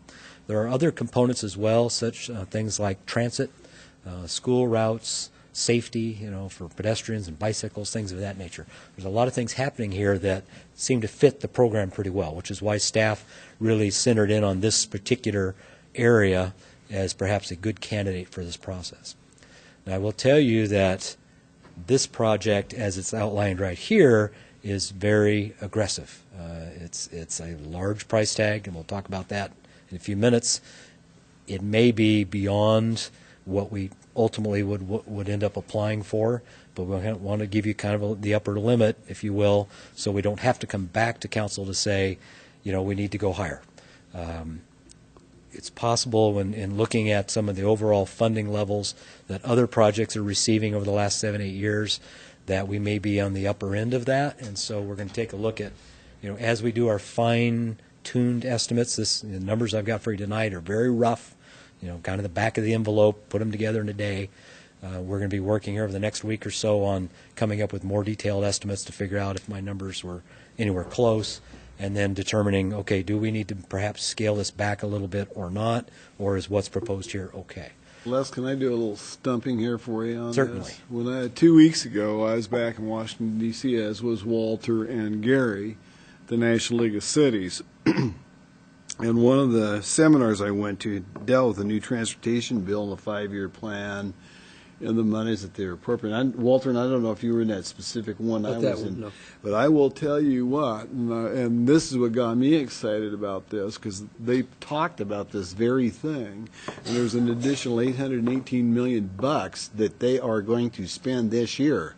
And the reason for it is this administrative is going to be gone at the end of this year, and they want this money to be gone, which is, you can take it for what it's worth. And I thought to myself, holy smokes, if there's ever an opportunity for Moscow, Idaho, to jump on the bandwagon, I was pretty excited about it. I talked to Gary about it, and the first day back from D.C., I went in and talked to Elise about it, and I said, we need to go for the gusto on this because it's got to be a project that we can happen immediately. And I said, we could start the bulldozer tomorrow if we had to on this. And it ties in so well with the ball fields out there, the whole thing that we've been talking about for I don't know how many years, from 8th or Highway 8 all the way up. But it also, like you said, Les, all goes all the way around Mountain to the Mountain View Park, and it also includes things like the 3rd Street Bridge and all those things. If we could get that, that would be great. And here's something I'm going to challenge: is shoot for the moon and the stars on this thing, for crying out loud. And if I got anybody up here that is not in favor of it, they can come and talk to me tomorrow at the mayor's office. Because I think it's too damn important for us to let go, and I think we need to go for it. And so I appreciate the diligence. And you said this came out in the last 8 or 10 days, and I heard this 2 weeks ago in D.C., so I was pretty stoked about it. And that room is packed, incidentally. Well, I'm in agreement with you, and I think that, with Good Samaritan going down, and then there's Moscow Charter School, and then you've got Heron's Hideout, and I think there's a lot on that. The cemetery comes off too. I mean, there's a ton. Okay. Go ahead, continue. Thank you, Mayor. I just wanted to stick that in there. So. Appreciate that, and we love the support. So we'll take a few minutes and kind of walk through the scope as we envision it today. And again, we're going to have to look at, ultimately how does this package appear it's going to compete amongst all those other agencies that are applying. And certainly we want to make sure that we ask for what we can, but we don't want to overreach. So we just have to take a little care and make sure we get it right. So the project terminus, as I mentioned, starts at State Highway 8 on the south end, and then would end at the east end of the Mountain View Park frontage, as I just demonstrated on the map. It's roughly 1.5 miles long. Within that corridor, we would envision a general road widening like we've been doing on most of our Mountain View projects up to this date, maintaining 2 travel lanes with left-turn pockets where they are appropriate at certain intersections. Again, consistent with how we've done this over the last several projects. Curb and gutter typically in place, bike lanes because it's a minor arterial, sidewalks on either both sides in some areas, or a sidewalk on one side with a multi-use pathway on the other side. That latter situation really would apply from State Highway 8 up to White Avenue. We've talked about a pathway on the east side there, and going on up to Heron's Hideout and then peeling off to the east. And then as you come out of the Joseph Ballfields area, Carol Ryrie Brink Park, you pick up the trail again. So we would have some trail segments on the east side carrying all the way through to what's now the Harvest Hills subdivision, where there's some existing path, and then terminating there at the creek. So in those areas, and then along the frontage of the ball fields themselves, where we have paths, of course, on the east side already in place, so we wouldn't necessarily need sidewalk there as well. So path on the east in those segments, and sidewalk on the west. Parts of this corridor are complete, obviously, with some of these facilities, and others we have to fill in. This proposal at the moment does include a State Highway 8 and Mountain View Road intersection traffic signal. Now, that's something that ITD has to approve. We've not talked to them about it yet. They have always said that when traffic warrants reach the level, that they would work on putting in the signal. The bases are already out there. A lot of the conduit's already in place from a project about 10 years ago. So we have to confirm that, hey, we're getting close to that point that if this was funded, that we could proceed with it. So we'll have to confirm whether or not that one still stays in the project. Walter. White Avenue? White Avenue does not have a signal in this project. It is a four-way stop now. At this point, we haven't proposed a change. Certainly that can be considered. It's not likely that it would meet traffic warrants. It did barely meet the four-way stop warrants. But are the Tiger Grant funding people going to ask, do you have warrants or not? Or is it get the funding first and then talk to ITD about allowing it to happen at State Highway 8? And ITD does not control what we do at White Avenue, I don't think. They do not on White Avenue. That's all city street. Just thoughts. Yeah, they're worth exploring. So. Okay. This does contemplate roundabouts at two intersections. Of course, the 6th Street intersection is already part of our current grant-funded project. If you recall, we talked a few weeks back about some changes in that funding package, and the council approved a staff proposal and an LTAC proposal to shift the funding from Mountain View project that was scheduled for 2019 construction off to A Street, so we can get that one done, and then put the Mountain View project back into project development in the funding program, which means it delays 2, 3, 4 years, something like that. That project is still out there. That funding is, in theory, still out there and will be coming back. There's some potential that we could do some alignment of those funding sources to go with the Tiger 2 and then what would be considered a local match, even though it's federal money, that would come from that currently funded Mountain View project, along with other city funds. That one is a little bit interesting because we don't know for sure when that state-funded project is going to come back into their program versus the Tiger 2 schedule. So it may work out that way, it may not. Anyway, it's just there, and we just need to be aware that that funding is still out there. That project does include the 6th Street roundabout.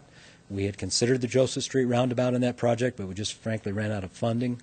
So putting it back into the corridor concept here with this application. Reaching outside of the corridor slightly, this does include bridge structures across Paradise Creek at 6th and 3rd. Obviously, we've talked quite a bit in the past about the 3rd Street corridor and completing that. I think it was mentioned in the meeting earlier this evening, actually, about the need to complete those kind of connections and get that east-west connectivity. Council has supported the 3rd Street Bridge in its previous actions, so we thought this would be a good opportunity to include it. As the mayor says, shoot for the moon a little bit. So we reached out that far to include it. 3rd Street, the street section itself on either side is in pretty good condition already. It's already developed. So we really would just need to do the bridge and its immediate proximity. Excuse me. We also then identified 6th Street Bridge. Now, that's one that we've looked at before. It's a culvert system that's out there today.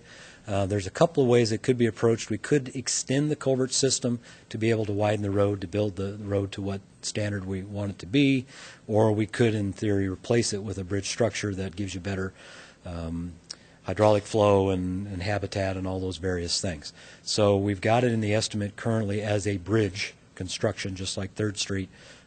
Along with that, we would be doing some improvements on 6th Street from the bridge site back to Mountain View, because that's a section that has not yet been improved. So we'd need to widen that, put in curb gutter, sidewalk, bike lanes, all of those features. So we'd finish that section from the bridge back to Mountain View.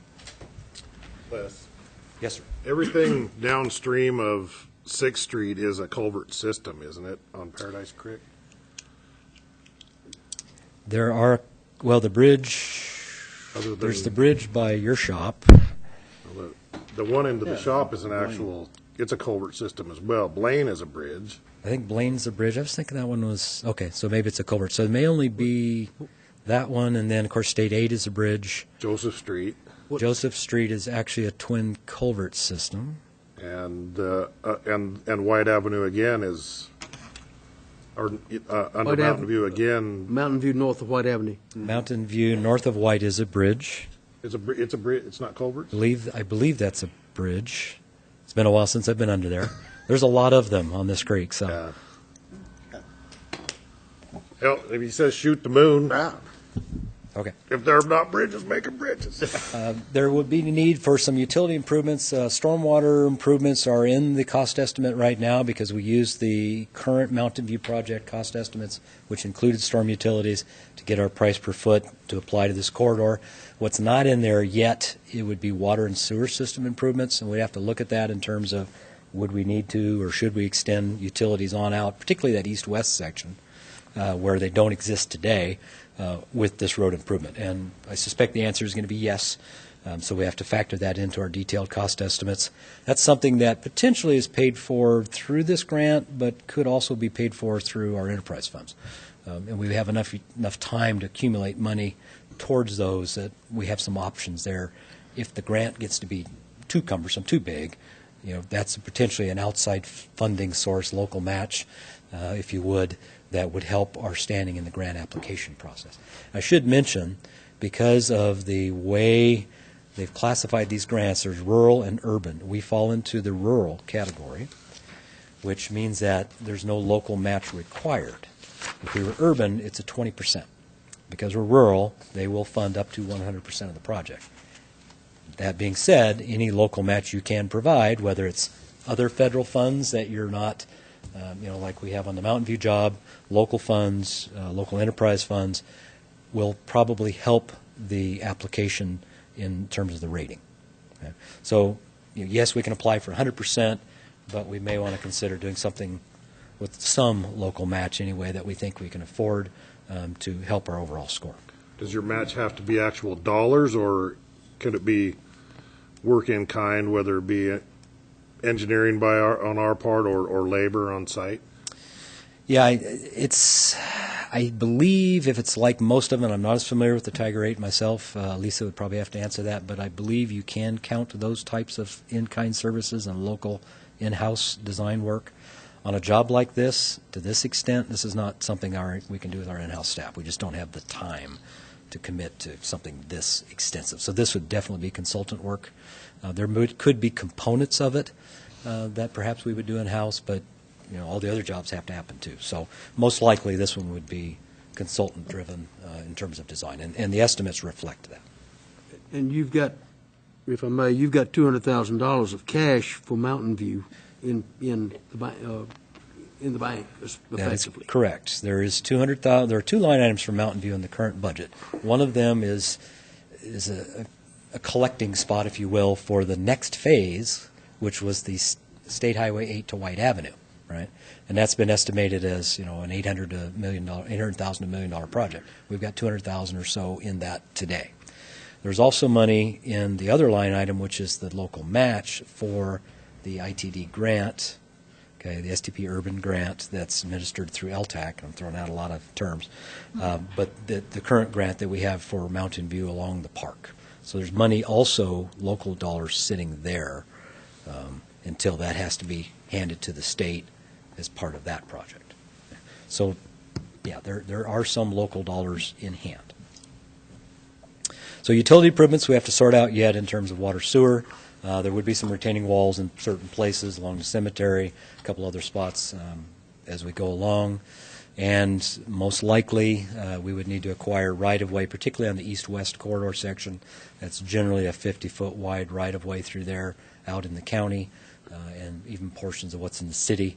So we would anticipate some right-of-way acquisition that's also in the budget that you have seen. All right, so that's the general scope as is proposed right now. Again, it's very aggressive. It's very large. It's very shoot for the moon, to use the mayor's term. We will work on refining in our estimates and figuring out if that truly is where we end up going. But at the moment, that's the course of action we're proposing and looking for support from the council. When's the deadline? I'm sorry. Come to that in just a moment. 29th. So in the application process, as part of the cost-benefit assessment, when you do federal projects like this, you have to be able to demonstrate that there's a benefit equal to or greater than the cost of the project. Otherwise, it's seen as a waste of federal dollars. So that's why in this case we are proposing to hire FCS consultants to assist us in doing the cost-benefit assessment, because it's a fairly complex process. Here are some of the things that they consider. Quality of life in general, so does the project result in reduced vehicle miles traveled, okay, VMTs? Does it increase accessibility for anybody, but also for those underserved populations? Does it potentially increase property value? Economic competitiveness. Is there a travel time savings for business or for delivery? Even farm to market, which this is also a farm to market road when you think about that. Operating costs for the city to operate the facility. Tyler was just giving you a presentation on what does it cost to keep a road system going. Well, the better condition is, the lower the operating cost. So there's a benefit there. General safety. How many accidents would, if this project had been in place, would have been prevented? Whether it's a rear end accident because there was not a left turn pocket, or it's a pedestrian accident because there wasn't a sidewalk, or a bicycle accident because there wasn't a bike lane, things of that nature. So there's that aspect that would be considered.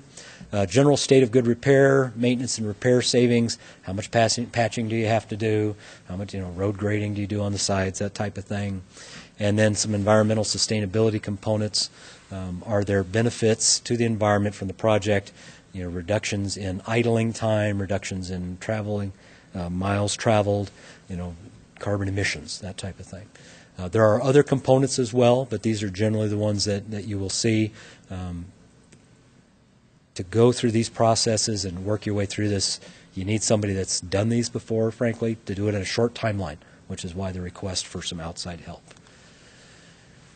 So as the packet indicates, the approximate cost of this, as, again, back of the envelope, first shot, I did it in the afternoon, estimate is about $19 million.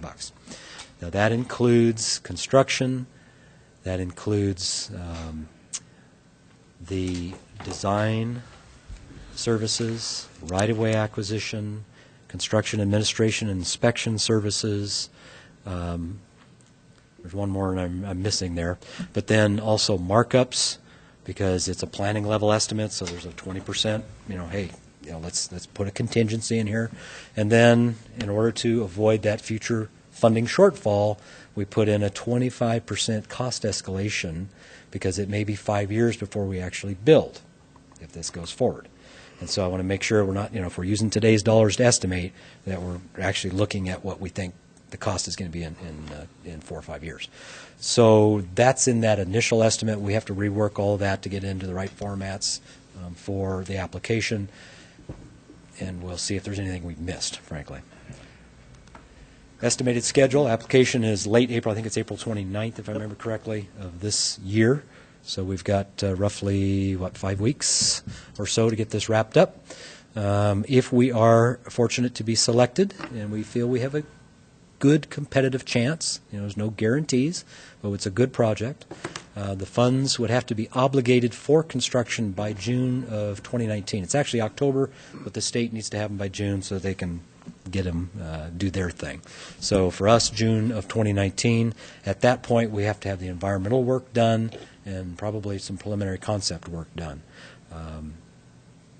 Then you do final design and you start construction. You have to complete the last pay request by October of 2024. I think that'd be easy to do. I don't see a big deal with that. I tell you, if you need a picture of the mayor on a bulldozer or something out there, hell, look at it. There we go, right?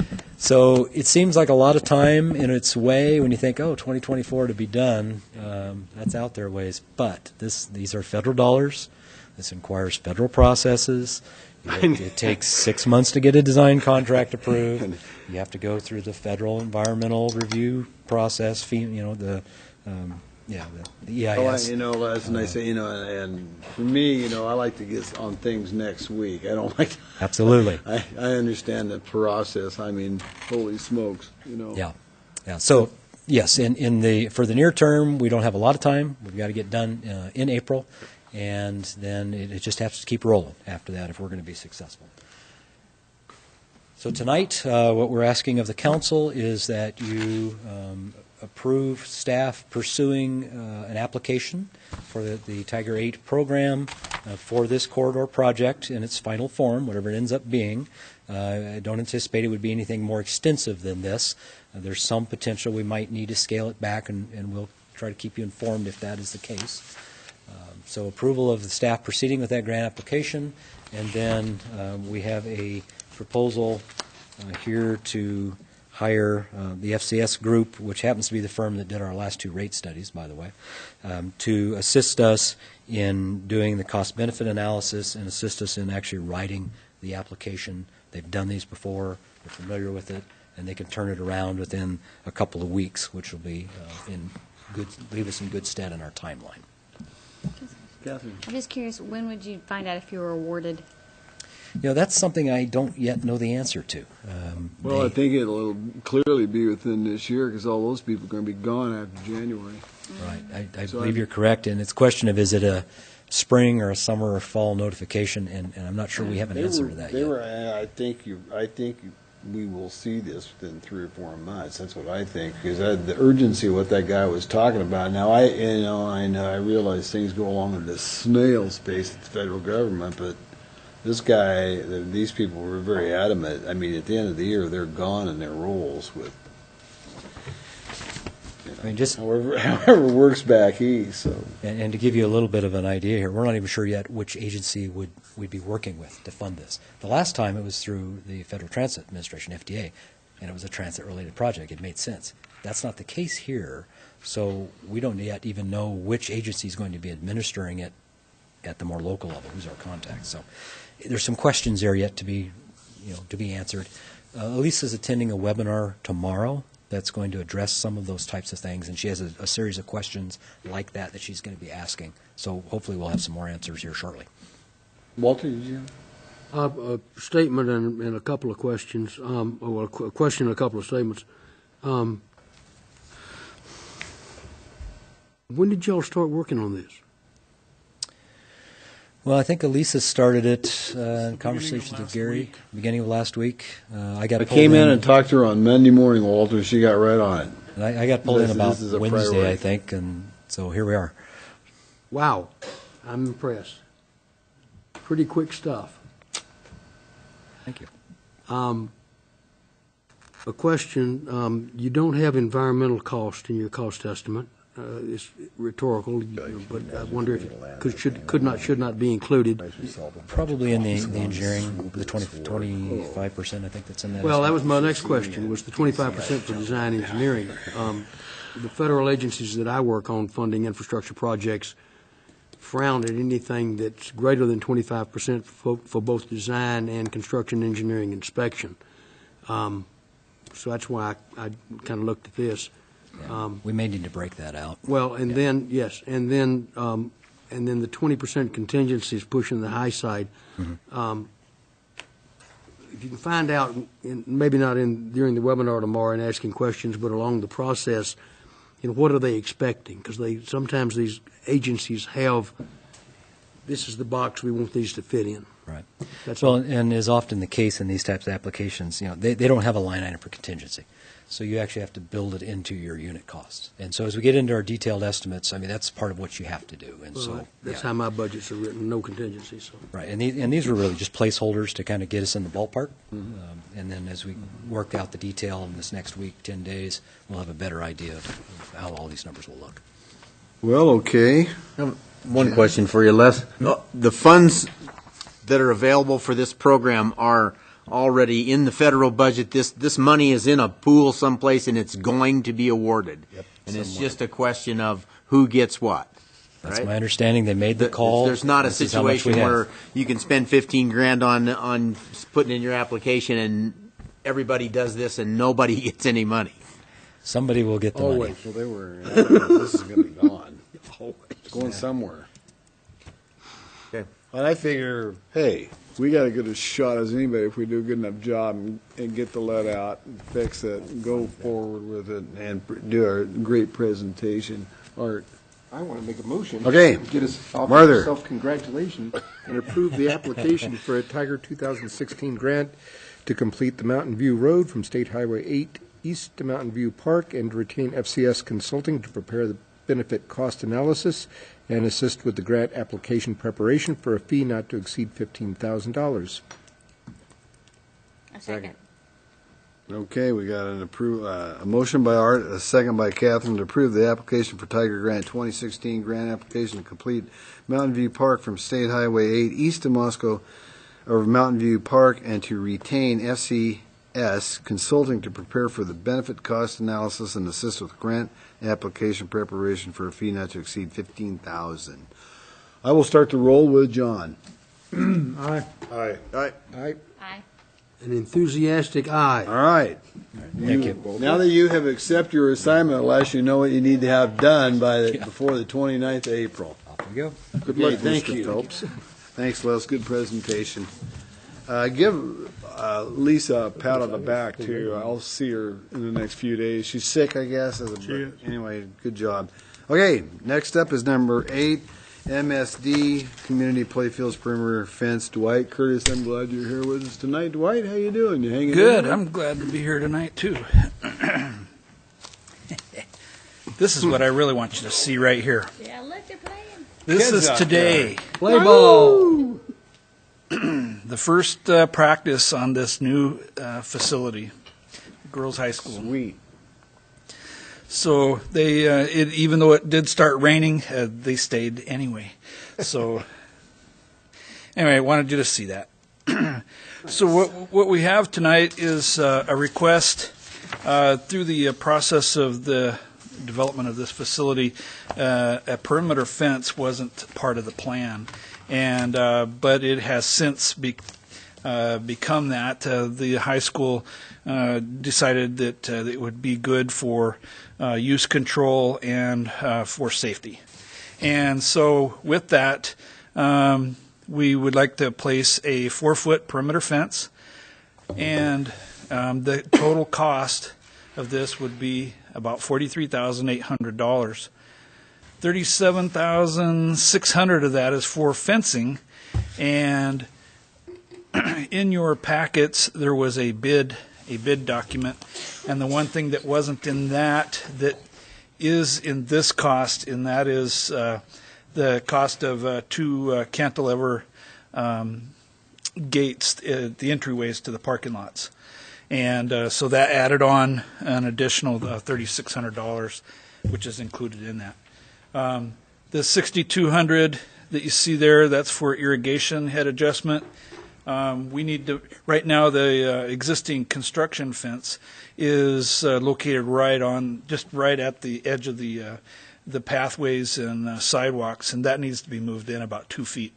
So with that that would require the adjustment of the irrigation heads that are out that far. And so with that, the school district has already bought into this. With the 50-50 split that we've been doing so far, it'd be $21,900 each. And the source of funding that we're proposing is through the Hamilton Fund, which is where our source of funding for the rest of the project has come from. The existing fence, a lot of people ask, why don't we just use that? It is a 6-foot fence, but it is temporary. It was meant to be temporary. It's a construction fence. It was to keep people off the grass during the time it took for the grass to set and establish itself. And so it's not installed in a permanent manner. The fence poles, the posts are just they're just pushed into the ground. The mesh is. It's been cut and it's been patched. It's an 11 gauge. It should be a 9 gauge. The thickness of the wire. There's no top rail. The actual mesh is upside down.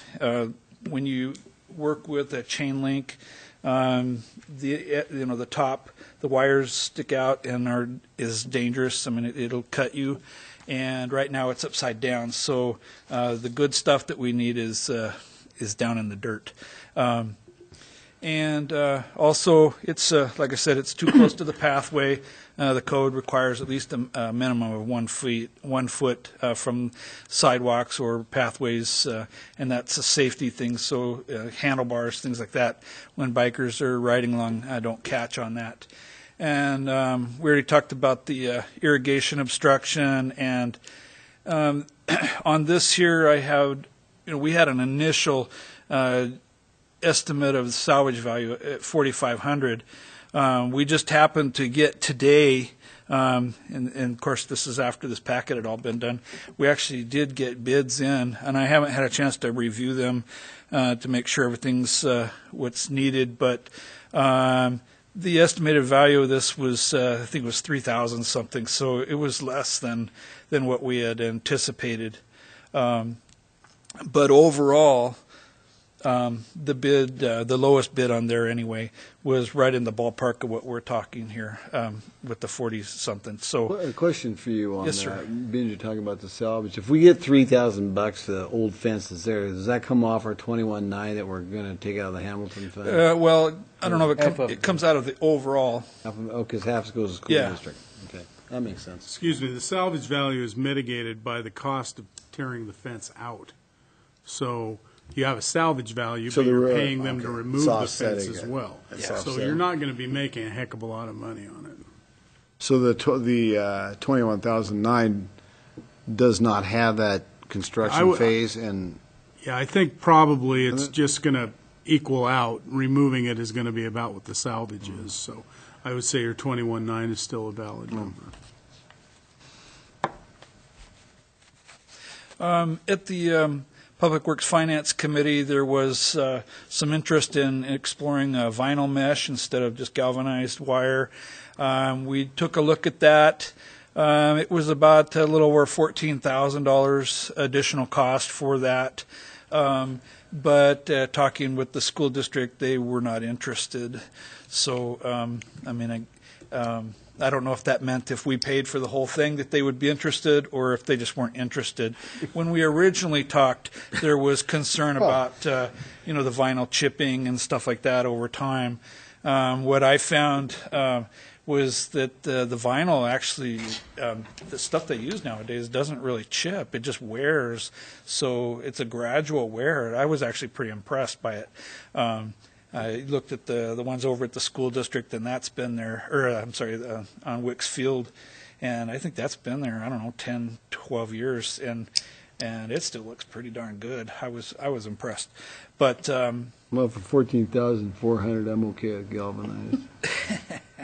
well, the school district was not interested, so and there we go. So this here, in your packets, you can see where in red where the fencing would go, and of course those two gates would go here at the two entryways. We don't need fencing in some of these areas because there's already fencing there because of the outfields. Is that galvanized fencing out there? Yes. And so, and that's my presentation. So what we would like is your authorization to go forward with this using the Hamilton Fund and get this done. The work would be done during the month of April, be done in time for the May 2nd, for your records there, dedication ceremony. Walter. Realize the request for the fence is coming from the school district. I wanted to see this thing fenced back in the get-go. I wanted to keep the construction fence up. It was not an idea I could sell to anybody. They all said, we don't need a fence, take it, take it all out of there. It's temporary. School district had a change of heart, decided that by selling tickets to certain events, they can make money. Therefore, they need a fence to control access. And so this is their idea. I mean, I'm going to support it, but it's not being fenced. Go back to your drawing, please. It's not being fenced between the two driveways. That's not part of the proposal. And so anybody can walk into the driveway parking lot area and then go into the fields without any real control. I consider that to be the school district's problem. If we fund 50% of the proposed drawing, which I think will have some value in controlling dogs on this property. My understanding is that this property will be no dogs allowed, leash or otherwise, and with a path around two sides of it and a sidewalk, three sides of it, and a sidewalk around one side of it. There are a lot of dog walking going on. That's perfectly fine, but the idea of letting Fido loose to run out through the grass and play is a little overwhelming. So I'm kind of okay with fencing for that reason. So with that, Catherine, just a minute, let me finish. Catherine wants to speak, but so I won't make a motion, give her an opportunity. But may I finish, please? If you can remember my thought, I will do that. I do think that whoever makes the motion for this should not make it for the 21,900. I think that's too tight when we don't even have bids yet. You probably should make it a not to exceed 25,000. Your turn. I just wanted to clarify, like you did at the committee meeting, that one of the reasons had to do with the district needed to play certain games, certain types of games. Remember, you had said something about like they had for certain types of games they had to get certain teams down here. You said that they talked to the district and they had to have it fenced because. Do you remember? I don't think I said that, but I did. You did? There it was. District tournaments. Yes. So it In order to have district tournaments, they have to somehow control the gate, is what the superintendent told us. That's what it was. So it wasn't just about dogs. No, it wasn't about dogs. It was the district wants to be able to collect dollars on the gate sales. And that's okay. I mean, that's their, their use. They can do that. We don't have any gate sale Correct. events. All right. I acquiesce to you now. I think you should make the motion, Walter. Yeah, I'll get back to the place. Okay, Mr. Mayor, I'd make a motion that we, see if I can find it again. Authorize the city. They authorize the city to participate in the 50/50 funding for the construction of MSD Community Playfield's perimeter fence as described in the presentation at a cost not to exceed $25,000 using the Hamilton Fund as the funding source. Second. Okay, we got a motion by Walter and a second by Catherine to authorize the city to participate in the 50/50 funding for construction of MSD Community Playfield's perimeter fence at the city cost of not to exceed $25,000 using the Hamilton Fund as a funding source. Sound good? Start with John. Aye. Aye. Aye. Aye. Aye. Okay, folks, I think let's get late in the evening. We're got an executive session. I'm thinking about canceling reports. We'll pick up on it next time. Is that good with everybody here? But I do want to say one thing. I want to thank Art Beckfee for filling in for me as the acting mayor the last council meeting while I was gone, and also councilors Scanlon, Councilor Rowland, Councilwoman Catherine Bonzo for holding the fort down while we were gone back in D.C. for National League of Cities. So thank you all very much. You're welcome. With that, I would entertain a motion to adjourn to executive session per Idaho Code 74-206, 1C and 1F. This meeting will not reconvene after we are done with the executive session. Consider yourself entertained. Second. Boom. Okay. We'll move on. 10:33. Thank you.